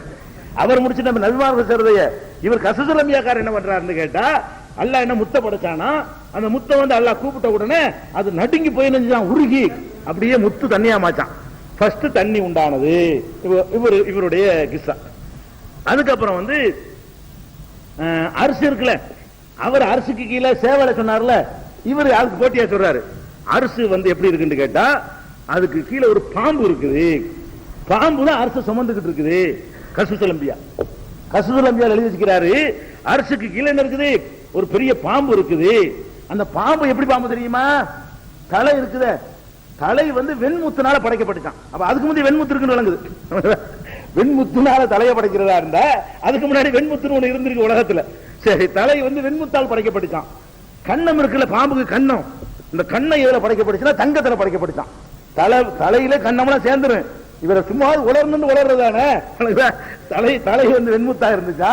அப்புறம் கண்ணம் வந்து என்ன செஞ்சா பாருங்க, தலைன்னு சொல்லிவிட்டு ஒவ்வொரு பாட்டா பிரிச்சு போறோம். தலைக்கு ஒண்ணுமே உருப்படியா மிச்சம் இல்ல. கடைசியில எது முத்தால படைக்கப்பட்டுச்சு தெரியவே இல்லை. பாட்டா பிரிக்கிறான் பாருங்க. தலை வந்து வெண்முத்துல படைச்சிட்டானா, கண்ணம் வந்து தங்கத்துல படைச்சிட்டானா. பாம்புடைய கண்ணத்தை, பாம்புடைய கண்கள் இருக்குல்ல, அதை வந்து மாணிக்கத்துல படைச்சானா. அதுக்கு முந்தைய இதெல்லாம் இருந்திருக்கு வழங்குதா. முதல்ல படைச்சுன்னு சொல்ற மாதிரி அரசுக்கு முந்தைய இந்த மெட்டீரியல் உலகத்துல இருந்திருக்குது. அதுல வந்து படைச்சுட்டான். அதுக்கப்புறம் என்னன்னு கேட்டா, பாம்பு ஒண்ணா நீங்க உங்க பாம்பு நினைச்சுக்க கூடாது. அந்த பாம்புக்கு 40,000 சிறகு இருக்குதான். பாம்புக்கு ரெக்க இருக்குதுங்க. எத்தனை ரெக்க? 40,000 ரெக்கையை விரிச்சுக்கிட்டு அது அரச அல்லாவுடைய சிம்மாசன அரச தூக்கி தலையில சுமந்துக்கிட்டு அந்த பாம்பு இருக்குது. அந்த பாம்பு மேராஜில ரசூலுல்லாஹி சலாம் சொன்னுச்சு. எழுதிருக்காங்க இந்த கிஸ்ஸாவில் எழுதிக்கிறான். இது எந்த குர்ஆன்ல இருக்குது? இது எந்த ஹதீஸ்ல இருக்குது? எந்த ஆதாரத்தில் இவர் எழுதினாரு? வஹ்பு சொன்னார், கஹ்பு சொன்னார்னு இருக்கும். பாத்தீங்கன்னா ஒரு ஆதாரம் இருக்காது. இதுதான் இந்த கிஸ்ஸாவாயிடுச்சு. அதுக்கப்புறம் என்னன்னு கேட்டா, இந்த உங்களுக்கு புரிஞ்சுக்கிறதுக்காக சொல்றேன். பூமியுடைய வகைகள் சொல்லும் போது சிலது உங்களுக்கு எந்த அளவுக்கு நம்மளை கிறுக்கனாக்கி இருக்கிறாங்க தெரிஞ்சுக்கணும் இல்லையா? அதுக்காக சொல்றேன். பூமியுடைய வகைகள் சொல்லி பூமி எத்தனை வகை இருக்கு, அந்த மாதிரி வகையெல்லாம் இன்னைக்கு உள்ள வரைக்கும் குறைஞ்சு பார்த்துட்டு வந்துட்டாங்க. இப்படி ஒரு வகை உலகத்துல கிடையாது. இவர் என்ன செய்யறாருன்னு கேட்டா, பூமியுடைய வகைகள் சொல்லி ஒரு அதை படிச்சு காட்டா உங்களுக்கு நல்லா இருக்கும். அப்பதான் அதுக்காக எடுத்து வச்சிருக்கேன். பூமியுடைய வகை இருக்கு பாருங்களேன். வகுப்பு ரலியல்லாஹு சொல்கிறார். யாரு அதெல்லாம் கேட்க கூடாது. வகுப்பு ரலியல்லாஹு சொல்கிறார். சரியாச்சா? அவர் சொல்றாரு, என்ன சொல்றாருன்னு கேட்டா, அதாவது பூமியானது 7ஆக இருக்கும். அந்த காலத்து தமிழ் பூமி எத்தனையா இருக்குமா? 7ஆக இருக்கும். இதுல உள்ள எப்படி படிக்கிறேன்? அதிலே முந்தின பூமியாவது ரன்கா என்கிற பெயருடையதா இருக்கும். அதன் கீழே மலற்று காற்று உண்டா இருக்கிறது. அந்த பூமி கீழே அந்த காற்று 70,000 மூக்கணாங்கயிறை கொண்டு கட்டப்பட்டது. மூக்கணாங்கயிறு அடங்கலிலும் 70,000 மலக்குகள் இருக்கிறார்கள். அந்த காற்றை கொண்டு அல்லாஹு தஆலா ஆதுடைய கவுமுகளை அலாக்காக்கி விட்டான். அந்த பூமியில் குடியிருக்கிற கவுமுகளுக்கு அல் பர்சும் என்று சொல்லப்படும். அவர்கள் பாவம் செய்தால் வேதனை செய்யப்படுவார்கள், நன்மை செய்தால் சவாபு கொடுக்கப்படுவார்கள். இது முதல் பூமியா. ஒரு பூமி இருக்குதான், அங்க ஒரு மக்கள் வாழ்றாங்க. மனிதர் ஒரு மனிதன் மனசிட்டு இருக்கிறோம். இவன் 7 பூமியை ஆக்கி 7 பூமியில 7 விதமான மனிதர். இந்த பூமி இல்லையா, இது மாதிரி வேற எங்க 7 பூமி இருக்கலாம். அங்க எல்லாம் மக்கள் வாழ்றாங்க. எல்லாம் செயற்கைக்குள்ள விட்டு பிடிச்சிட்டு வந்துட்டான். அம்புட்டையுமே செவ்வாயிலேயே வாழ முடியாதுங்கிறான், சந்திரன்ல வாழ முடியாதுங்கிறான். இவங்க போய் பார்த்துட்டு வந்து ஒரு வகையான மக்களுடைய கேரக்டர் குணமெல்லாம் சொல்றாங்க பாருங்க. 2வது பூமிக்கு வந்து குல் உதா என்று பெயர். அதில் நரகத்துடையவர்களுக்கு அதாபுடைய வகைகள் உண்டாயிருக்கின்றன. அதில் குடியிருக்கிறவர்கள் லன்னு என்று சொல்லப்படுவர். அவர்களுடைய ஜீவனம், அவர்களுடைய சதையும், அவர்களுடைய குடிப்பு, அவர்களுடைய ரத்தமும் அவங்க இறைச்சியும் கறி திம்பாங்களாம். அப்படி ஒரு மக்கள் இருக்காங்களாம். அவங்களுடைய உணவு என்னன்னு கேட்டா அவங்களுடைய இறைச்சி தான் அவங்களுக்கு உணவா. குடிக்கிறதுக்கு என்ன கொடுப்பான், அவன் ரத்தத்தை எடுத்து குடிச்சுக்கிடுவான். இப்படி ஒரு மக்கள் வாழ்ந்துகிட்டு இருக்கிறாங்க. கசுசு, இது பேர் கசுசு லப்பியா. இதுக்கு மார்க்க புஸ்தகம் இதுக்கு பேரு. இது வந்து விட்டலாச்சாரியார் பரவாயில்ல. இதுக்கு இந்த மார்க்க புஸ்தகத்துக்கு வந்து அந்த கதை பரவாயில்லைங்க. வணங்க. இது வந்து இந்த புஸ்தகத்தை எடுக்கிறீங்களா, எடுங்க. இது 2வது பூமி. அதுக்கப்புறம் 3வது பூமி இருக்குல்ல, அருப்பாண்டு பெயரான். அதுல கருத்த கோவேறு கிழதை போல நட்டுவாக்காளிகள்லாம் இருக்குதான். அதுல அவைகளுக்கு வள்ளையத்தை போல வாள்கள் உண்டாயிருக்கின்றன. அவைகளில் ஒவ்வொரு வாளுக்கும் 68 கொடுக்குகள் உண்டாயிருக்கின்றன. அவைகளில் ஒவ்வொரு கொடுக்கிலும் நஞ்சில் நின்றும் 360 ஜாடி உண்டாயிருக்கின்றன. அவைகளில் ஒரு ஜாடியை பூமியுடையவர்கள் மேலே ஊற்றினால் அவர்கள் அடங்கலும் மூத்தாவார்கள். அதிலே ஒரு மக்கள் குடியிருக்கிறாங்களாம். அவங்க சமகான்னு சொல்லுவாங்களாம் அவங்கள. அவர்களுடைய உணவும் குடிப்புமாவது கொழுப்பு மழை தண்ணீருமாக இருக்கும். 7 இந்த மாதிரி 7 பூமி இருக்குன்னு சொல்லி அங்க இங்க எல்லாம் ஒரு விதமான மக்கள் வாழ்றாங்கன்னு எழுதிக்கிறான். அல்லாஹ் வந்து மனுஷனை தான் படைச்சாங்கிறான், வணங்குறதுக்கு சின்ன படைச்சேன்னு சொல்றான். இந்த மாதிரியான மனித, இந்த மாதிரி ஒரு இனத்தை படைத்ததா அல்லாஹ்வுடன் சொல்லவே இல்லை. இப்படி 4வது பூமியில ஒரு மக்கள் வாழ்றாங்க, அது ஒரு டைப்பு. 5வது பூமியில ஒரு டைப், படிச்சு பார்த்தா உங்களுக்கு தெரியும். 6வது பூமியில ஒரு டைப்பு, 7வது பூமி டைப்புன்னு சொல்லி இப்படி ஒவ்வொரு பூமிக்கு ஒன்னு, ஒரு வானத்துக்கு ஒன்று எழுதி வச்சிருப்பாங்க. ஆனா சோகமா இருக்கும் எடுத்து படிச்சா சிரிக்கலாம். அதுக்கு வேணா உதவுமே தவிர இறையச்சத்தோட படிச்சா கோபம் வருது. இப்படி எல்லாம் அல்லா மேல இட்டு கட்டி இருக்கிறாங்களே, மார்க்கத்தின் பேர்ல இப்படி எல்லாம் புழுகி இருக்கிறாங்க, கோபம் வருது ஒரு பக்கத்துல. இது ஒரு வகையாச்சா. அதுக்கப்புறம் வந்து இன்னும் தமாச கேளுங்க. இந்த பூமி இருக்குல்ல, இந்த பூமியுடைய செட்டப் எப்படின்னு வர்ணிக்கிறாரு. இதான் ரொம்ப பெரிய வேடிக்கை. இந்த பூமிக்கு கீழே என்ன இருக்குன்னு கேட்டா ஒரு மலக்கு இருக்கிறாராம். இந்த பூமி இருக்குல்ல, அது தாங்கி நம்மள கீழே விழுந்துரும்ல பூமி, அது கீழே விழுவாம இருக்கிறதுக்காக வேண்டி ஒரு மலக்கு தலையை தாங்கிட்டு இருக்கிறாராம். அவர் ஆரம்பத்தில் அந்த இடத்துல தாங்கிட்டு இருந்தாராம். அந்த இடத்துல தாங்கிட்டு இருக்க முடியலையா. அவர் காலுக்கு ஏதாவது கேட்டாராம் அல்லாட்ட. அப்புறம் என்ன பண்ணானா, அல்லா என்ன பண்ணான்னு கேட்டா ஒரு பெரிய கல்லு ஒண்ணு படைச்சு கொடுத்தானா, பெரிய பிரம்மாண்டமான கல்லு. அந்த கல்லை தூக்கி கீழே வச்சு அதுல நெடுக்கிட்டாராம். அப்புறம் அதாவது பூமிக்கு கீழே மலக்கு, மலக்கு காலுக்கு கீழே என்னது பெரிய கல்லு. அந்த கல்லும் பேலன்ஸ் தவறணும்னு என்ன பண்ணிட்டான்னா அந்த கல்லை நிப்பாட்டுறதுக்கு ஒரு மாட்டை படைச்சானா. அல்ல அதுக்குள்ள மாடு ஒண்ணு இருக்குவான். பூமிக்கு கீழே மலக்கு, மலக்கு கீழே கல்லு, கல்லுக்கு கீழே மாடு. அந்த மாடு இருக்குல்ல, அதுக்கு பேலன்ஸ் தவறணும்னா ஒரு மீனை படைச்சு கொடுத்தானா. அந்த மாடு வந்து எதுக்குள்ள இருந்துச்சான், மீனுக்கு மேல நின்றுச்சான். மீனை மெதுக்கிறதுக்கு ஒரு தண்ணி வேற படைச்சானா. அல்ல அதுல வந்து மீன் நினைஞ்சிட்டு இருக்கு, மேந்துகிட்டு இருக்கு. இது பக்கம் 6, 7 எடுத்து பாத்தீங்கன்னா இருக்கும். 6, 7, 6வது 7வது பக்கம் அதே புத்தகத்தில் எடுத்து பாத்தீங்கன்னா எப்படிலாம் படைச்சு பாருங்களேன். இந்த பூமிங்கிறது உருண்டைங்கிறான், அல்ல சுழலுதுன்னு சொல்றான், ஈர்ப்பு சக்தியில வந்து நிக்குதுன்னு சொல்றான். பூமி வந்து ஈர்ப்புலாம் நின்று கொண்டிருக்குன்னு குர்ஆன் அவ்வளவு சயின்டிபிக்கான உண்மைகளை சொல்லுது. பூமியில இப்படி ரவுண்ட் அடிச்சு சுத்தி பார்த்துட்டு வந்துட்டான். கீழே மாடும் கிடையாது, ஒண்ணும் கிடையாது. பூமி மொத்தமா போய் அந்த நிக்கிறத தவிர கீழே மாடும் கிடையாது, மீனும் கிடையாது, ஒண்ணும் கிடையாது. சயின்டிபிக்காவும் பொய், குர்ஆன்ல உள்ளபடியும் பொய். நபிகள் நாயகம் இப்படி சொல்லல, கற்பனை. இந்த மாதிரி கற்பனை பண்ணி, அதாவது எப்படி எழுதிருக்கான் அந்த வார்த்தையை படிக்கிறேன். பூமிகள் அடங்கலும் மலக்கினுடைய முதுகின் பேரில் இருக்கின்றன.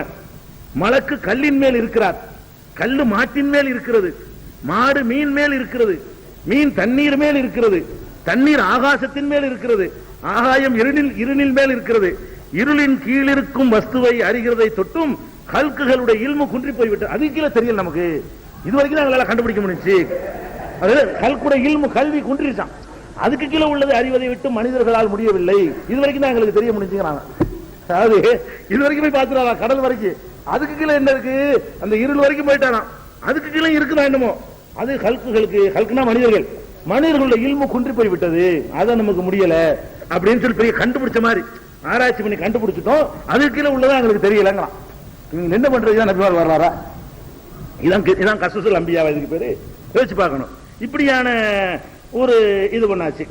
அடுத்து என்னன்னு கேட்டா, இந்த இஸ்ராயல் மலக்குல் மௌத்துன்னு இருக்கின்ற மண்ணெடுக்கிற சொல்லிட்டாரு. மண்ணெடுக்கிற சொன்னா பத்தாது.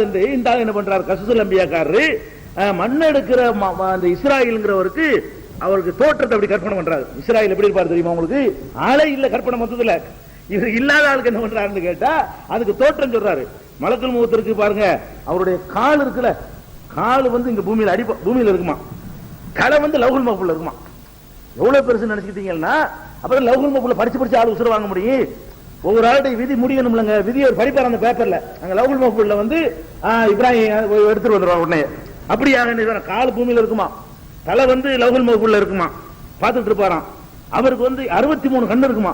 கண்கள் எத்தனை? இஸ்ராயலுக்கு 63 கண்கள் இருக்குமா.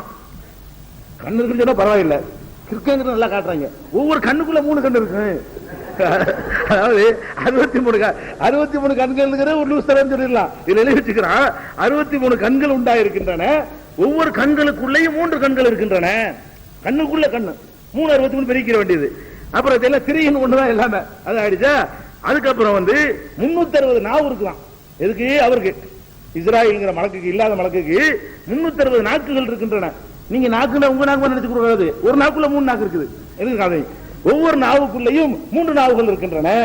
இது இஸ்ராயலுடைய தோற்றம். அதுக்கு அடுத்து என்ன கேட்டா 360 கைகள் இருக்கின்றன. எழுதிருக்காங்க புத்தகத்துல. 360 கைகள் இருக்கின்றன. ஒவ்வொரு கைகளுக்குள்ளேயும் 3 கைகள். கைகளுக்குள்ள 3 கைங்க. 360 கை இருக்கு. அந்த கையில அப்படி 3 கிளை அப்படி பிரியும். 3 in 1. அது மாதிரி ஒவ்வொரு கால் இருக்குமா. 360 கால்கள். ஒவ்வொரு காலுக்குள்ளேயும் 3 கால் இருக்குமா. அவருக்கு 360 கால் இருக்குமா. ஒவ்வொரு காலுக்குள்ள எத்தனை கால் இருக்கு? 3 கால் இருக்கு என்று இந்த கஸ்ஸுல் அம்பியாங்கிற புத்தகத்துல இஸ்ராயல் இல்ல, அப்படி ஒரு ஆளே கிடையாது. இல்லாத ஆளுக்கு இப்படியான ஒரு வர்ணனையை எடுத்து வச்சிருக்காங்க. இதை பார்க்கிறோம்.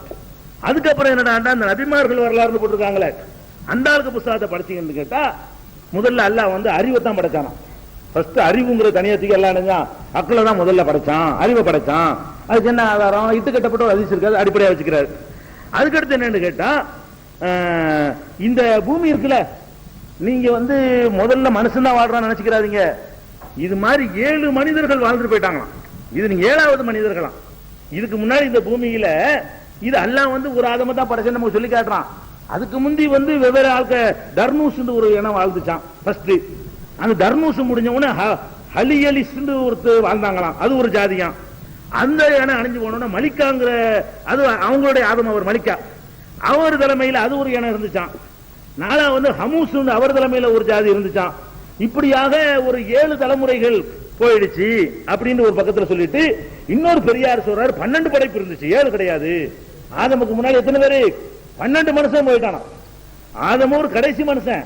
அதுக்கு முந்தி ஒரு மனுஷனை படைச்சு அந்த மனுஷனை சாப்டர் க்ளோஸ் பண்ணிட்டு அப்புறம் இன்னொரு மனுஷனை படைச்சு அவங்கள பல வருஷங்கள் வாழ வச்சு அவங்கள அழிச்சு விட்டு நீங்க 12வது இனம் எழுதி வச்சுக்கிறார். இந்த இது எந்த குர்ஆன்ல இருக்க ஆதாரம்? இல்ல. எந்த ஹதீஸ்ல இருக்குது? இல்ல. ஆதாரம் கிடையாது. அதுக்கப்புறம் இப்லீஸ பத்தி, இப்லீஸ் இருக்கிறான்ல, அவனை பத்தி விடுற புருடா இருக்க. சுப்ஹானல்லாஹ். இப்லீஸ்னா யாருன்னு பக்கம் 14 எடுத்து பாத்தீங்கன்னா அதுல இப்லீஸ் யாருங்கிறது அப்படி கதை அப்படியே வர்ணிக்கிறார். அவ்வளவு பொய். எந்த அளவுக்கு கேட்டா அல்லாஹ்வே என்ன பண்ணிட்டானா, அவருக்கு அந்த அதிகாரத்தை இப்லீஸுக்கு கொடுத்துட்டானா. இப்லீஸுக்கு ராஜ்யத்தை கையில கொடுத்தான்னு எழுதி வச்சுக்கிறார் பாருங்க. அதுல என்ன ஒரு விஷயம் படிக்கிறா உங்களுக்கு சொல்லி கேட்டேன். மீண்டும் காலச்சக்கரம் சுழன்றது. தீவுகளிலும் பாலடைந்த இடங்களிலும் அடைக்கலம் புகுந்த ஜின் இனங்களை பல்கி பெருகின ஜின் இனங்கள். இப்பொழுது இறைவனின் அனுமதி பெற்று வானவர்களுடன் மன்னகம் வந்தான் அசாசில். அசாசில்னா இப்லீஸுக்கு பேரு, இவர் வச்சுக்கிட்ட பேரு. அவனை சூழ ஜின்கள் சில குழுமி அவனை தங்களின் தலைவனாக ஏற்றுக்கொண்டன. பின்னர் விண்ணகம் சென்ற அசாசில் சகுலுபு இப்னு முல்லாத்து என்பவரை அவர்களுக்கு நேர்வழி காட்டுவதற்காக மன்னகம் அனுப்பினானா. அதாவது இப்லீஸ் என்ன செய்யறான்? மக்களுக்கு நேர்வழி அல்லாஹ் அனுப்ப மாட்டானா, இப்லீஸ் அங்க இருந்து என்ன செய்யறான்னா அங்க உள்ள ஜின்களுக்கு வழிகாட்டுறதுக்காக வேண்டி அவன் அனுப்பி வைக்கிறான் ஆளை. அங்க இருந்து அல்லாஹ் தூதர் அனுப்புவான். இப்லீஸே அல்லாஹ் வழியெல்லாம் பார்த்திருக்காங்கல்ல.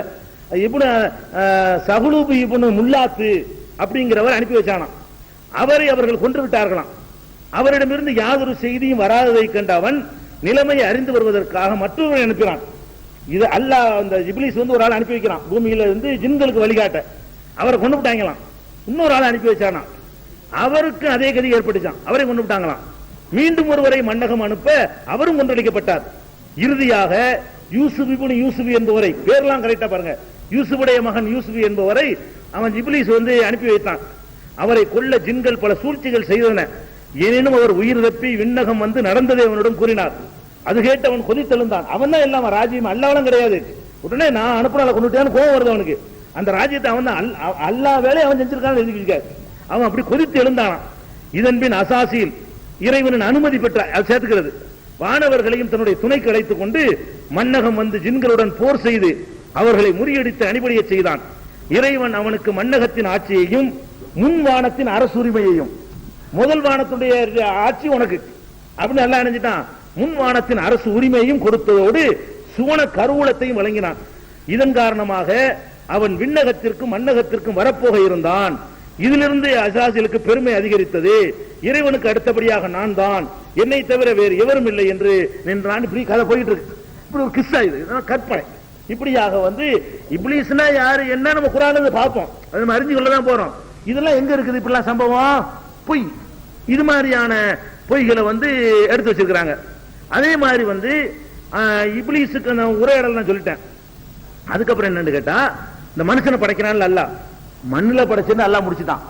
இவர் என்ன பண்றாருன்னா, மண்ணுல படைச்சா எப்படி தெரியுமா உங்களுக்கு, தலை இருக்குல்ல, தலை மனுஷனை படைக்கும் போது இந்த தலையை படைக்கிறதுக்கு காபாவில இருந்து மண் எடுத்துட்டு சொன்னா அல்லாஹ். காபா மண்ணுல உங்க தலையெல்லாம் படைக்கப்பட்டிருக்கு. மண்ணு படைச்ச மண்ணு எதுல இருந்து படைக்கப்பட்டுச்சான்? காபா இருக்கிற இடம் இருக்குல்ல, அந்த இடத்துல இருந்து மண் எடுத்துட்டு சொல்லானா. பைத்துல் முகத்தஸ்ல கொஞ்சம் மண் எடுத்துட்டு சொல்லி மார்பு முதுகு தலையை அங்க படிச்சுட்டு மார்பை முதுகை அதுல படிச்சு விட்டானா. அதுக்கப்புறம் கீழே நாட்டிலிருந்து மண் எடுத்து வர செய்து வலது கையை படைச்சானா. கிழக்கத்திய நாடுகள்ல இருந்து மண் எடுத்துட்டு வர சொல்லி அதுல ஆதமுடைய வலது கையை படைச்சு விட்டான். அப்புறம் மேலை நாட்டிலிருந்து மண் எடுத்துட்டு வர சொல்லி இடது கையை படைக்கிறான் ஆதமுக்கு. யமன் நாட்டிலிருந்து மண் எடுத்துட்டு வர சொல்லி 2 தொடையையும் படைக்கிறான். எகிப்தில இருந்து மண் எடுத்துட்டு வர சொல்லி 2 காலையும் படைச்சான். ஹிஜாஸ்ல இருந்து மண் எடுத்துட்டு வர சொல்லி அப்புறம் பாதங்களை படைச்சான் அப்படிங்கிறார். இந்தியாவில் மண்ணை எடுக்கல, இங்கதான் மக்கள் ஜாஸ்தியா வாழ்றோம். இந்தியாவில் மண்ணை எடுக்கல, இங்கதான் உலகத்துல 2வது மக்கள் வாழ்ந்துட்டு இருக்கிறோம். சைனாவிலே மண் எடுக்க காலம். சைனாவும் இந்தியாவும் சேர்ந்தா பாதி உலகம். சைனாவும் இந்தியாவும் சேர்ந்தா பாதி உலகம், பாதி மக்கள் வந்துடுறாங்க. மொத்தம் 600 கோடி பேர் இருந்தா 200 300 கோடி விளையாடுறோம். அப்ப இந்தியாவும் சீனாவும் சேர்ந்தா பாதி உலகமாச்சு. இங்க 2லயும் மண்ணை எடுக்கல. எல்லாம் ஒரு மாகாணமா கூட இருக்காது. இன்னைக்கு பாத்தீங்கன்னா ஒரு ராமநாதபுரம் மாவட்ட அளவுக்கு ஒரு நாடு, அந்த நாட்டிலேயே பார்த்து அல்லாஹ் நினைச்சிருக்கான், மண் எடுத்துட்டு போய் படைச்சிருக்கான். எங்க எடுத்த மண்ணில படைச்சுன்னு அல்லாஹ் சொன்னா அதை விட்டுற வேண்டியதானே. இப்படி அல்லாஹ்வின் மீது ஏராளமான முறையில இட்டுக்கட்டி பொய்களை புழுகி எழுதி வைத்திருக்கிறார்கள். இதை நம்ம விளங்கிக்கிறோமே, நம்ம படையத்துக்கு வந்துருவோம். ஆதம் அலைஹிஸ்ஸலாத்தை பத்தி புழுகுனா அப்புறம் பாத்துக்கிறோம். இப்ப நம்ம நேரடியாக வரலாறுல நுழையிறதுக்கு முன்னாடி ஆதம்ல இருந்து ஆரம்பிக்காம இந்த படைப்புகளை பற்றி புழுகி இருக்கிற காரணத்தினால் அங்க இருந்து வருவோம். முதல்ல அல்லாஹ் ரப்பல் ஆலமீன் என்ன சொல்றான்னு கேட்டா, அதாவது முதல்ல ஃபர்ஸ்ட் எடுத்துக்கொண்டோம்னா சஹீஹுல் புகாரி 2953வது ஹதீஸ் நிறைய வருகிறது. புகாரியிலேயே முஸ்லிம்லயும் வருகிறது. ஒரு ஹதீஸ் உங்களுக்கு ஷார்ட்டா நான் சொல்றேன். ஒரு ஹதீஸ் நம்பர் போதும், 2953 2953. அதுல ரசூல் ஸல்லல்லாஹு அலைஹி நபிகள் நாயகம் ஸல்லல்லாஹு அலைஹி சொல்றாங்க, கானல்லாஹு வலம் யகுன் ஷைஉன் கைருஹு. ஃபர்ஸ்ட் அல்லாஹ் மட்டும் தான் இருந்தான், எதுவுமே அவனை தவிர இல்லை. இது ஒரு ஸ்டேஜ். இதுக்கு ஆதாரம் கிடைக்கும். எல்லாம் படைக்கப்பட்டது நீங்க எப்படி சொல்லிட்டீங்களோ, ஜிப்ரீல் இல்ல, மீகாயில் இல்ல, அர்ஷ் இல்ல, குர்சி இல்ல, ஒண்ணும் இருந்திருக்க முடியாது. ஃபர்ஸ்ட் யார் தான்? அல்லாஹ் மட்டும் தான் இருந்தான், வேறு எதுவுமே இல்லை, அவன் மாத்திரம் இருந்தான். இது புகாரில வருது. அதுக்கப்புறம் வந்து கான அர்ஷுஹு அலல் மா. அதுக்கப்புறம் என்ன செஞ்சோம்னா, அல்லாஹ் அவன் மட்டும் இருந்தான்ல, அதுக்கப்புறம் அவனுடைய ஆசனம் தண்ணீரின் மீது இருந்தது. இது அந்த தொடர்ச்சி. இதுல நமக்கு என்ன விளங்குது? அல்லாஹ் முதல்ல படைச்சது தண்ணி தான். தண்ணி மேலதான் அரசு வைக்கிறான். அல்லாஹ் மட்டும் இருக்கிறான். அல்லாஹ் மட்டும் இருந்த பிறகு அல்லாஹ் என்ன செய்யறான்? நீரை படைக்கிறான். நீரை படைத்து நீரின் மீது தனது சிம்மாசனத்தை நிறுவுகிறான். அவன் வீற்றிருப்பதற்காக வேண்டி, அரிசின்னா அவன் வீற்றிருப்பதற்கான ஒரு ஆசனம், அந்த அரிசை வந்து என்ன செய்யறான், அல்லாஹ் நிறுவுகிறான். இது ரெண்டாவது. நல்லா விளைக்கணும். ஃபர்ஸ்ட் அல்லாஹ் மட்டும்தான். இதான் நமக்கு தர்த்தீப் கிடைக்கிறது ஹதீஸ்ல இருந்து. அப்புறம் தண்ணீர், அதுக்கப்புறம் வந்து அரிசி, அதுக்கப்புறம் கதப ஃபி ذிக்ரி குல்ல ஷைஇன், அதுக்கப்புறம் அந்த விதிப்பலகையிலே எழுத வேண்டியதை எல்லாம் எழுதினான். விதிப்பலகையும் அதை எழுதுவதற்குரியதும், இந்த மூணையும் படைச்ச பிறகு உலகத்துல என்னென்னவெல்லாம் நடக்கவிருக்கிறதோ அவ்வளவையும் எழுதுறான், ரெக்கார்ட் பண்றான். அவன் சொன்ன அந்த ப்ரோக்ராம் நடந்துகிட்டு இருக்கு. அவன் ப்ரோக்ராம் செட்டிங் பண்றான். அல்ல அந்த ப்ரோக்ராம் செட்டிங் பண்ண பிரகாரம் தான் இன்னைக்கு உலகத்துல நம்ம உட்கார்ந்து இருக்கிறோம்னா அதெல்லாம் ப்ரோக்ராம்ல இருக்குது. அல்லாஹ் ரப்பல் ஆலமீன் அவன் என்ன தீர்மானிச்சானோ அது எல்லாத்தையும் ரெக்கார்ட் பண்ணுகிறான். அதுக்குரிய அது வந்து நம்ம லவ்ஹுன்னு சொல்லுவாங்க, ஒண்ணு வந்து கலம்னு சொல்லுவாங்க. லவ்ஹுன்னா பலகை, காக்கப்பட்ட குர்ஆன்ல இருக்கு, பின்னாடி நான் சொல்லுவேன்.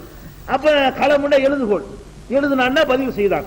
மூணாவது எப்படி வருதுன்னா, அல்லாஹ் மட்டும் இருக்கிறான், தண்ணியை படைக்கிறான், அரசை படைக்கிறான், லவ்ஹு கலமும் ரெண்டும் சேர்ந்து ஆயிடுச்சு. அதுக்கப்புறம் ஹலக்க சமாவாத்தி வல்லரும், அப்புறம் வானங்களையும் பூமியையும் படைக்கிறான். அதுக்கு பிறகு மனுஷன் படைக்கிறான். இது வரைக்கும் தர்த்தீப் வச்சுக்கிறோமே. அப்ப இது சஹீஹுல் புகாரில வரக்கூடிய ஹதீஸ் பிரகாரம் இவங்க சொன்னபடி நூற முகமதியா வரல, முகமதியாங்கிற நூறு வரல, சேவல் வரல, பாம்பு வரல, ஒண்ணுமே வரல. அல்லாஹ் ஃபர்ஸ்ட் படைச்சது தண்ணிய. குர்ஆன்ல இருந்து அல்லாஹ் என்ன செய்றானா, வஜஅல்னா மினல் மாஇ குல்ல ஷைஇன் ஹய்யின், தண்ணீரில் இருந்து தான் உயிருள்ள எல்லாத்தையுமே நாம் படைத்தோம். எல்லாத்துக்கும் ஃபர்ஸ்ட் மெட்டீரியல் எதுன்னு கேட்டா தண்ணி தான். ஆகணும்னு ஆயிரும். அப்படி தண்ணீரை அல்லாஹ் படைத்ததாக திருமறை குர்ஆன், அது நபிகள் நாயகம் ஸல்லல்லாஹு அலைஹி வஸல்லம் உடைய ஹதீஸ் சொல்லுகிறது. இந்த கருத்தை குர்ஆனிலையும் அல்லாஹ் சொல்லி காட்டுகிறான். இந்த கருத்தை வேற மாதிரி சொல்றான்னு கேட்டா, வஹுவல்லதி ஹலக ஸமாவாத்தி வல் அர்ல ஃபீ சித்தத்தி அய்யாம், அவன்தான் வானங்களையும் பூமியையும் 6 நாட்களில் படைத்தான். அந்த சத்தியம் பின்னாடி வருவோம். 6 நாட்களில் படைத்தான். வகான அர்ஷுஹு அலல் மா, அப்போது அவனுடைய அரசு தண்ணீரின் மீது இருந்தது. ஹதீஸ்ல வருது. அப்படியே குர்ஆன்ல என்ன வருது, வானம் பூமியை படைச்சான், படைக்கிற நேரத்தில் எங்க இருந்தான்னு கேட்டா அவனுடைய அரசு தண்ணீரின் மீது இருந்தது. அப்ப அரசு தண்ணி வந்து ரெண்டுக்கு முந்தி, வானங்களுக்கு முந்தி பூமிக்கு முந்தி என்ன இருக்குது, அந்த அரசு இருக்கிறது. அந்த அரசு தண்ணீரின் மீது இருக்கிறது.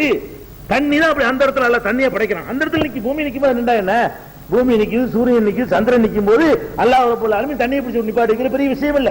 இன்னைக்கு தண்ணி அப்படிதான் நின்றுட்டு இருக்குது. நீங்க வசிக்கிற இந்த பூமியிலேயே தண்ணீர் உருட்டி வச்ச உருண்டையாகத்தான் இப்போ நின்றுட்டு இருக்கு, மேண்டுகிட்டு தான் இருக்குது. கடலாம் இருக்கு, மேலகள் ஒண்ணுமே இல்லை, அப்படிதான் நிக்குது தண்ணி. இது ஒரு பெரிய விஷயம் இல்ல, கண்ணால பார்த்துட்டு இருக்கணும். ரப்பல் ஆலமீனுக்கு இது பெரிய விஷயம் கிடையாது. இது வந்து நீங்க இதுவும் திருக்குர்ஆன்ல இருக்கிறத பாக்குறோம்.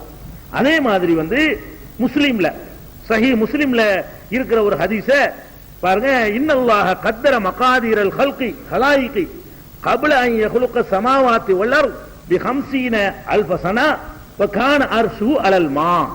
இதுக்கு என்ன அர்த்தம்னு கேட்டா, அல்லாஹ் ரப்பல் ஆலமீன் வானங்களையும் பூமியையும் படைப்பதற்கு முன்பாகவே, எவ்வளவு நாளைக்கு முன்பாகவே என்றால் 50,000 ஆண்டுகளுக்கு முன்பாகவே, இந்த வானங்களை படைக்கிறதுக்கும் பூமியை படைக்கிறதுக்கும், ஆதம படைக்கிறதுக்கு இல்ல, வானம் பூமி அதுக்கப்புறம் ஆதம் வர்றாரு. இந்த வானம் பூமியை படைக்கிறதுக்கு முன்னாடி 50,000 வருஷத்துக்கு முன்னாடியே அல்லாஹ் வந்து படைப்பினங்களுடைய விதிகளை எல்லாம் தீர்மானிச்சுட்டான். ஆடுன்னு ஒண்ணு படைக்கப்படல. படைக்கப்படுற ஆடு எத்தனை, மொத்தம் எத்தனை ஆகும், எத்தனை அடுத்த திமா, எத்தனை சாவும், எத்தனை குட்டி போடும், எத்தனை மலடா இருக்கும், எல்லாத்தையும் எடுத்துட்டாங்க. படைக்கிறதுக்கு முன்னாடியே முதல்ல ஆதமுல இருந்து இன்னைக்கு நீங்க வரைக்கும், உலகம் அழிகிற வரைக்கும் எவ்வளவு பேர் வர்றீங்களோ எல்லாருக்கும் ஆடையும் ஃபர்ஸ்ட் பண்ணிவிட்டான். வானத்தை எல்லாம் படைச்சு பூமியெல்லாம் படைச்சுட்டு அல்ல ஆதம் படைக்க திட்டம் போடல. வானம் பூமியை படைக்கும் போது அவன் மட்டும் இருக்கும்போது ப்ரோக்ராம் பண்ணி வச்சுக்கிட்டு வானத்தை படைக்கிறான், அப்புறம் பூமியை படைக்கிறான், அப்புறம் மனுஷனை படைக்கிறான். இந்த மனுஷனை படைக்கிறதுக்கு முன்னாடியே முதல் மனுஷன் யாரு, அவனுக்கு பிள்ளை எத்தனை, அவன் பிள்ளை எத்தனை, அவன் பிள்ளை எத்தனை, எல்லாத்தையும் எவ்வளவு காலம் வாழ்வான், என்னென்ன திம்பான், எப்படி எப்படி அவனுக்கு வசதிகள் கிடைக்கும், எல்லாம் வந்து ப்ரோக்ராம் பண்ணிடுறான் அல்ல.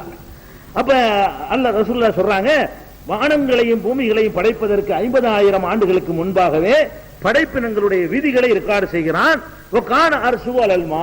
அப்போது அவனுடைய அரசு தண்ணீரின் மீது இருந்தது. சஹீஹ் முஸ்லிம்ல வரக்கூடிய ஹதீஸ பார்க்கிறோம்.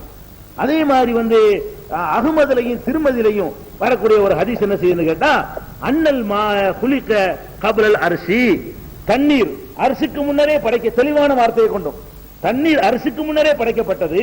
ஃபர்ஸ்ட் அல்லாஹ் இருக்கிறான், தண்ணீரை படைக்கிறான், அப்புறம் அரசை படைத்தான். இவ்வளவு நமக்கு கிடைக்கக்கூடிய சான்றுகள், இவ்வளவு நிப்பாட்டிக்கணும். இதுக்கு அப்புறம் தர்த்தீபுக்கு நம்ம போக கூடாது. அதுக்கப்புறம் வந்து இன்னொரு ஹதீஸ்ல என்ன இருக்குன்னு கேட்டா, அன்னல்லாஹ லம் யஹ்லுகு ஷையன் மிம்மா ஹலக கப்லல் மா, அல்லாஹ்வுடைய படைப்பினங்களில் எந்த படைப்பையும் படைப்பதற்கு தண்ணீருக்கு முன்னாடி ஒரு படைப்பையும் அல்லாஹ் படைக்கவே இல்லை. அல்லாஹ் படைப்புன்னு ஒண்ணு படைச்சதா இருந்தா தண்ணிக்கு அப்புறம் தான் பாக்கி எல்லாமே, தண்ணீர் தான் ஃபர்ஸ்ட் என்று அல்லாஹ் தீர்மானிச்சு படைச்சிருக்கான். தண்ணி தான் எல்லாரும் ஜீவன். அப்ப இந்த உலகம் பிரபஞ்சம் எப்படி தோற்றம் அடையுது என்று சொன்னா, அல்லாஹ் அவன் மாத்திரம் இருந்தான், தண்ணீரை படைத்தான், தண்ணீரில் அவன் வீற்றிருப்பதற்கான ஆசனத்தை படைத்தான், அதற்கு பிறகு வானங்களை பூமியை எல்லாம் படைத்தான் என்று இந்த வரிசை கிரமம் எப்படி படைத்தான் இரண்டாவது விஷயம். இப்படித்தான் வருது. பாம்பு இருக்கு, கழுதை இருக்கு, குதிரை இருக்கு, அது இருக்கு, அதெல்லாம் உண்மை இல்லை, அதுக்கு சவலம் கிடையாது. இதெல்லாம் அல்லாஹ் அப்படி படைத்திருக்கிறான். இதை நம்ம பார்க்கிறோம். அதுக்கப்புறம் ஒரே ஒரு ஹதீஸ்ல என்ன வருதுன்னு கேட்டா, அவ்வளமா கலக்கல்லாஹுல் கலம், இதுவும் சைகான ஹதீஸ் தான். முதலில் அல்லாஹ் படைத்தது எழுதுகோலைத்தான் படைத்தான். சும்ம கால உக்து, எழுது என்று சொன்னான். அது கியாமத் நாள் வரை நடக்கக்கூடிய அத்தனையும் எழுதி முடித்தது அப்படின்னு சொல்லிட்டு ஒரு ஹதீஸ் அகமதுலையும் திருமதிலையும் இருக்கு. உபாதா பின் சாமித்ங்கிற சஹாபி அறிவிக்கிறாங்க. ஆதாரபூர்வமான ஹதீஸ் தான். இதை வைத்து என்ன செய்யணும்னு கேட்டா, இது களமு தான் ஃபர்ஸ்ட் நீங்க எடுத்துக்க கூடாது. அதாவது அதுக்கு அப்புறம் அல்லாஹ் தனக்குரிய செட்டிங் இருக்குல்ல, அரிசி தண்ணீர், அதுக்கு அப்புறம் படைக்க ஆரம்பித்தது பொருள்கள் இந்த அந்நிய பொருளா படைக்க ஆரம்பிச்சதுன்னு எடுத்துக்கொள்ளணும். ஏன்னா அந்த தெளிவா அது வருது. அதுக்கு பிந்தி தான் களம் படைக்கப்பட்டுச்சு. முதல்ல அரிசி, அப்ப முதல் தண்ணி, அப்புறம் அரிசி, அப்புறமே தான் விதிகளை தீர்மானிச்சான்னு வர்றதுனால மற்ற பொருள்களை விட இது முந்தின்னு சொல்லணுமே தவிர தண்ணீருக்கு அரிசிக்கு முந்தின்னு சொல்லக்கூடாது. இப்படி ஒரு ஹதீஸ் வருகிறது. ஃபர்ஸ்ட் அக்கள் தான் நல்லா, அறிவைத்தான் நல்லா படைத்தான் எழுதி வச்சுக்கிறாங்களே. இந்த மாதிரி ஒரு ஹதீஸை தேடி பார்த்தீங்க என்று சொன்னா, இப்னு கசீர்ல இருந்து வரலாற்று ஆய்வாளர்கள் வரைக்கும் இந்த மாதிரியான ஒரு செய்தி நபிகள் நாயகம் ஸல்லல்லாஹு அலைஹி வஸல்லம் கூறியதாக நிரூபணமாகவில்லை. அவர் சொன்னார், இவர் சொன்னார் என்றுதான் ஒரு செய்தி பதிவு செய்து வைத்திருக்கிறார்களே தவிர அறிவை அல்லாஹ் முதலில் படைத்ததாக சொல்வதற்கு சான்று இல்லை. இதான் அறிவுபூர்வமான ஆதாரபூர்வமான விளக்கம். இது முடிஞ்சிருச்சா? இதுக்கப்புறம் வானபூமியை படைச்சாச்சு. அதாவது அந்த வரிசையை தெரிஞ்சுட்டீங்க. அல்லாஹ் ஃபர்ஸ்ட் தண்ணியை படைச்சா, எப்படி படைச்சா? தண்ணியை படைச்சானா ஆகுண்டு ஆயிருங்க. தண்ணியை படைச்சானா எப்படி உட்கார்ந்துக்கிட்டு எத்தனை வருஷம், எத்தனை லட்சம் வருஷம்லாம் நீங்க தேவையில்லை. இதான் அராத செய்யன் ஐய கூலளவு குன் பயக்கும். அவன் ஒரு பொருளை நாடிவிட்டால் ஆகு என்பான், ஆகிவிடும். அதனால அல்லாஹ் நம்மள மாதிரியே உட்கார்ந்து உருட்டி பரட்டி படிச்சா அது அவனா அல்ல. அல்லான்னு சொன்னாலும் எப்படித்தான் இருக்குன்னு ஆயிரணும், அவ்வளவுதான். அப்ப அல்லாஹ் என்பவன் எப்படி படைக்கிறான்? எதை படைச்சாலும் சரி ஆகுண்டு ஆயிரும். அது மாதிரி ஆகுன்றப்ப ஆயிருச்சு, ஆகுமா அரசு உண்டாயிடுச்சு, அவ்வளவுதான் அவருடைய விஷயம். அதுக்கப்புறம் இந்த அரிசத்தான அல்லாஹ் முதல்ல படைச்சான், அரிசத்தான படைச்சான். இந்த அரிசிண்டா என்ன? தண்ணியை பத்தி உங்களுக்கு விளக்கம் தேவையில்லை. தண்ணியை படைச்சாலும் தண்ணியை படைச்சான், அவ்வளவுதான். அந்த தண்ணி என்ன டேஸ்ட், எத்தனை இது இருக்கும், அதுல என்ன எல்லாம் கலந்துருக்கு, நம்ம அதெல்லாம் ஆய்வு பண்ண முடியாது. தண்ணீரை படைத்தான், அது நிறுத்திக்கணும். அரிசை பொறுத்த வரைக்கும் என்னன்னு கேட்டா, இந்த கிஸ்ஸாக்கள் சொன்னாங்கல்ல, பாம்பு இருக்கும், சேவல் இருக்கும், இப்படிலாம் ஒண்ணும் கிடையாது. அரிசை பத்தி நமக்கு என்ன வருது? திருக்குறான்ல எடுத்து வந்தீங்கன்னா, அர் ரஹ்மானு அலல் அர்சிஸ்தவா சும்மஸ்தவா அலல் அரிசி, அரிசின் மீது அல்லாஹ் வீற்றிருக்கிறான் அப்படிங்கிற வசனம் குரான்ல 7:54, 13:2, 57:4, 10:3, 20:5, 25:59, 32:4, 57:4 ஆகிய குரான் வசனங்களில் என்ன இருக்குன்னு கேட்டா, அரிசின் மீது அல்லாஹ் வீற்றிருக்கிறான் இருக்கு. அப்ப அரிசிண்டா என்ன விளங்குதுன்னா, அல்லாஹ் இருப்பதற்கான ஒரு ஆசனம். ஆனா எப்படி இருக்கிறான், சமானம் போட்டு உட்கார்ந்து இருக்கானா, அது நமக்கு தெரியாது. அல்லாஹ் இருப்பதற்கான ஆசனம் என்று அல்லாஹ் சொல்றான். அது நம்ம பார்த்தா தெரியும். பின்னாடி நமக்கு என்ன செய்வோம், அல்லாஹ் அரசு நிழல் தருவான் வருதுல. அப்போ மகசர்ல நம்ம நிற்கும் பொழுது அல்லாவையும் பார்ப்போம், அரசையும் பார்ப்போம். அது வரைக்கும் அரசின் மீது அல்லாஹ் இருக்கிறான்களோடு நிறுத்திக்கிற வேண்டியதான். அதுக்கு மேல நம்ம கற்பனையை வளர கொடுக்குற. அரசுண்டா அவ்வளவுதான். அரசுண்டா என்ன? அல்லாஹ் இருக்கக்கூடிய ஒரு ஆசனம், அவனுக்குரிய ஆசனம், அவ்வளவுதான். அதுக்கப்புறம் என்னன்னு கேட்டா, இந்த அரசை பத்தி அல்லாஹ் சொல்லும் பொழுது இன்னொரு இடத்துல என்ன செய்யறான்னு கேட்டா, குர்சிங்கிற வார்த்தையை சொல்றான். அரசு குர்சி நிறைய பேர் பேசுவாங்க. அரசு வேற, குர்சி வேற. குர்சிண்டா நாக்காளின்னு அர்த்தம்ங்க, அரசிண்டா சிம்மாசனம், ரெண்டு ஒண்ணுதாங்க. அரபு மொழியில அரசுண்டா சிம்மாசனம், குர்சின்னா என்னது, நாக்காளி. உங்களுக்கு ஹிந்தி படிச்சவங்களுக்கு கூட தெரியும், உருது படிச்சவங்க தெரியும். குர்சிகா கிசான்னு கூட ஒரு நாவல் எழுதி பெரிய பிரச்சனையாச்சு எமர்ஜென்சி காலத்துல தெரியும். குர்சிகா கிசாவா, சிம்மாசனத்துடைய கிஸ்ஸா, எமர்ஜென்சியை பத்தி எழுதின ஒரு புஸ்தகம். குர்சினா என்னது உருது தெரியுமில்லங்க. உருதுல குர்சினா என்ன? ஷேர் தானே, அரபிலே தான். அரபு சொல்லுதான், அது அரபுல இருந்து இரவல் வாங்கின சொல்லுதான். அப்ப குர்சின்னு சொன்னாலும் சேர்ந்து தான் அர்த்தம். அரசுண்டாலும் அதே அர்த்தம் தான். அப்ப அல்லாஹ் வந்து குர்சின்னு ஒண்ணு சொன்ன உடனே ஆளுக்கு விளக்கம் கொடுக்குறாங்க. குர்சினா என்ன தெரியுமா? அந்த அரிசி இருக்குல்ல, அதுல வந்து இந்த உட்கார்ற சீட்டு இருக்குல்ல, அதுக்கு அதுதான் குர்சி. இந்த காலுகள் எல்லாம் சேர்த்து அரசாம். அதுல இந்த உட்கார்ற இடம், இருப்பிடத்தை வைக்கிற இடம் இருக்குல்ல, அந்த பலகை, அதுக்கு பேர் தான் குர்சி. இது எங்க இருக்குது? யார் சொன்னா? யாரும் சொல்லல, ஹதீஸ்ல இல்ல. அவர் இப்னு அப்பாஸ் சொன்னாரு, காபுல் அஹ்பார் சொன்னாருன்னு சும்மா இட்டு கட்டி விட்டுருக்காங்க. அதுக்கு ஒன்னும் ஆதாரம் கிடையாது. இன்னும் சில பேர் என்ன செய்றாங்க, குர்சினா தெரியுமா? அப்படி அரசுல உட்கார்ந்து கால் வச்சிருப்பான்ல, அந்த கால் வைக்கிற இடத்துக்கு பேர் தான் குர்சி. அதெல்லாம் கிடையாதுங்க. அல்லாஹ்வும் விளக்கம் சொல்லல, ரசூலும் விளக்கம் சொல்லலன்னா அகராதி அர்த்தத்துக்கு போயிட வேண்டியதான். அதாவது விளக்கம் சொன்னா அகராதியில குர்சிக்கு அர்த்தம் இருக்குல்ல, அரசுக்கு அர்த்தம் இருக்குல்ல, ரெண்டு ஒரே அர்த்தம் தான். அரசை வந்து அல்லாஹ் என்ன செய்யறான்? குர்சிங்கிற வார்த்தையாலும் அவனுடைய ஆசனம், அவனுடைய சேரு, அவனுடைய சிம்மாசனம் ரெண்டு ஒண்ணு தானே. அவன் உட்கார்ந்துருக்க சேரு தான், அவனுடைய சிம்மாசனம் அதுதான். அப்ப அந்த மாதிரி தான் நம்ம எடுத்துக்கணும். உங்களை ஆயத்தில் குர்சிங்கிறாங்க பாருங்களேன், அதுலதான் அந்த குர்சிங்கிற சொல்லு வருது. அது எப்படி வருதுன்னு கேட்டா, அல்லாஹு லா இலாஹ இல்லா ஹுவல் ஹய்யுல் கய்யூம், அல்லாஹ்வை தவிர வணக்கத்திற்கு யாரும் இல்லை, அவன் வந்து நித்திய ஜீவன், அழியாமல் என்றொன்று உயிரோடு இருப்பவன். லா தஹுது சினத்துன், அவனுக்கு உறக்கம் இல்லை, சிறு தூக்கம் இல்லை. வலா நௌமுன், பெரிய தூக்கம் இல்லை. லஹு மா ஃபிஸ் ஸமாவாத்தி வமா ஃபில் அர்த், வானங்களில் உள்ளவை பூமியில் உள்ளவை அனைத்தும் அவனுக்கே உடமையானவை, அவனுக்கு சொந்தமானவை. மன்தல்லது யஸ்பு இந்தஹு இல்லா பிஇذنஹி, அவனது அனுமதி இல்லாமல் யார் அவனிடத்தில் பரிந்து பேச முடியும்? யஅலமு மா பைன ஐதிஹிம் வமா கல்பஹும், முன்னே உள்ளதையும் பின்னே உள்ளதையும் அவன் அறிகிறான். வலா யுஹீதுன பிஷைஇன் மின் இல்மிஹி, அவன் அறிந்திருப்பவற்றில் எதையும் இவர்கள் அறிந்து கொள்ள முடியாது. வசிய குர்சியுஹு ஸமாவாத்தி வல் அர்த், அவனுடைய குர்சி சிம்மாசனம் வானங்கள் பூமியை எல்லாம் உள்ளடக்கக்கூடியது. இந்த வானம் பூமியோட பெருசது. அவனுடைய குர்சி எப்படிப்பட்டதுன்னு கேட்டா, இந்த பூமி வானத்தை எல்லாம் தூக்கி கொண்டு வச்சா கூட அதை விட பெருசா இருக்கும் அவனுடைய குர்சி. அது அரசும் அதுலயே தான் வருது. வலா யஊது ஹிஃபுதுஹுமா வஹுவல் அலியுல் அலீம், அப்ப இரண்டையும் வானங்களையும் பூமியை பராமரிக்கிறவனுக்கு சிரமமானது இல்லை, அவன் மகத்தானவன் சொல்லியாச்சு. இப்ப இந்த குர்சிங்கிற சொல்லு இந்த ஒரு இடத்துல குர்ஆன்ல வருது, அவ்வளவுதான். இந்த குர்சிக்கு என்ன வழக்கம்? அரசு தான் குர்சி, குர்சி தான் அரசு. அதுக்கு ரெண்டு சொல்ல அல்லாஹ் பயன்படுத்துறான். அந்த அரசையும் வந்து மகத்தானது அப்படிங்கிறான். ஆக அரசு குர்சி என்பது ஒரு பொருள் தான். அதுதான் அல்லாஹ் ரப்பல் ஆலமீன் தண்ணீருக்கு அப்புறம் இரண்டாவதாக படைத்தான் என்று நமக்கு குர்ஆனுடைய சான்றிலிருந்து இருந்து கிடைக்குது. அரசை பத்திய மகத்தான அரசு, மரியாதை மகத்துவமிக்க கண்ணியமிக்க அரசு, வலுப்பமான அரசு என்று பல வர்ணனைகளோடு இந்த அரசை பத்தி ஒரு குர்ஆன்ல வந்து 3, 4, 5 இடங்கள்ல அரசை வர்ணிச்சு அல்லாஹ் சொல்லி காட்டுறான். இவ்வளவுதான் கிடைக்குது. குர்சிங்கிற சம்பந்தமாக ஒரு ஆதாரப்பூர்வமான ஹதீஸ் ரசூலுல்லாஹ் சொன்னதாக ஒரு அறிவிப்பும் கிடையாது. அவர் சொன்னார், இவர் சொன்னார் தான் இருக்கே தவிர எதுவுமே கிடையாது. அதனால நம்ம அதெல்லாம் ஒதுக்கிட்டு அகராதிக்கு போனோம்னு சொன்னா அரசு குர்சி, குர்சி தான் அரசு. ரெண்டுக்கு சிம்மாசனம் அர்த்தம், ரெண்டுக்கும் உட்கார்ந்து இருக்கிற ஒரு பொருள் அர்த்தம். இப்படி வந்து அரசு அல்லாஹ் படைச்சிட்டானா, இந்த அரசுங்கிறதை கூட அல்லாஹ் என்ன செய்யறான்னா எங்க வச்சிருக்கிறான்? வானத்துக்கு மேல வச்சிருக்கான, தண்ணியில வச்சிருக்கானா? அதெல்லாம் கிடையாது. இப்ப என்னன்னு கேட்டா, அந்த வானங்களுக்கு மேல அரசை சுமப்பதற்கு என்று வானவர்களை எல்லாம் படைச்சிருக்கான், மலக்குகளை தான் படைச்சிருக்கான். அவன் அதுக்குன்னு சில வானவர்களை படைத்து அவர்கள் அரசை சுமந்து கொண்டிருக்கிறார்கள் அப்படிங்கிற செய்தி வந்து குர்ஆன்ல 40வது அத்தியாயம், அதாவது 7வது வசனம், 40வது அத்தியாயத்துல 7வது வசனத்துல என்ன சொல்றாங்கன்னா, அல்லதீன யஹ்மிலூனல் அர்ஷ, அரசை சுமக்கக்கூடிய வானவர்களும் அதை சுற்றி உள்ளவர்களும் அவனை புகழ்ந்து போற்றுகிறார்கள் சொல்வதில் இருந்து அரசு வந்து எதன் மீது வைக்கப்பட்டு இல்லை, வானவர்கள் சுமந்து கொண்டே இருக்கிறார்கள், படைக்கப்பட்டதிலிருந்து சுமந்து கொண்டே இருக்கிறார்கள். அதே மாதிரி உலகம் அழிக்கப்பட்டதை எல்லாம் சொல்லும் பொழுது கூட என்ன செய்யறான்னு கேட்டா, உல் மலக்கு அலா அர்ஜாயிஹா வ யஹ்மிலு அர்ஷ ரப்பிக ஃபௌகஹும் யௌமஇதின் தமானியா, வானவர்கள் அந்த உலகம் அழிக்கப்பட்ட நாளையிலே 8 வானவர்கள் அரசை சுமந்து நிற்பார்கள். உலகம் அழிக்கப்பட்ட 8 வானவர்கள் அரசை சுமந்து நிற்பார்கள் என்று சொல்லி அல்லாஹ் குர்ஆன்ல சொல்லி காட்டுறான். இவ்வளவுதான் அரசை பத்தி உள்ள விஷயங்கள். 69வது அத்தியாயம் 17வது வசனத்தில் இதை பார்க்கலாம் குர்ஆன்ல. அப்ப அரசுங்கிறது ஒரு படைப்பு இருக்கிறது, அதுல அல்லாஹ் வீட்டு இருக்கிறான். அதான் தண்ணிக்கு அப்புறம் அல்லாஹ் 2வது படைச்ச படைப்பு, அதை வானவர்கள் சுமந்து இருக்கிறார்கள். இதை தவிர அரசை பத்தி யாரு என்ன சொன்னாலும் பொய். இவ்வளவுதான் குர்ஆன்ல ஹதீஸ்ல கிடைக்கிறது.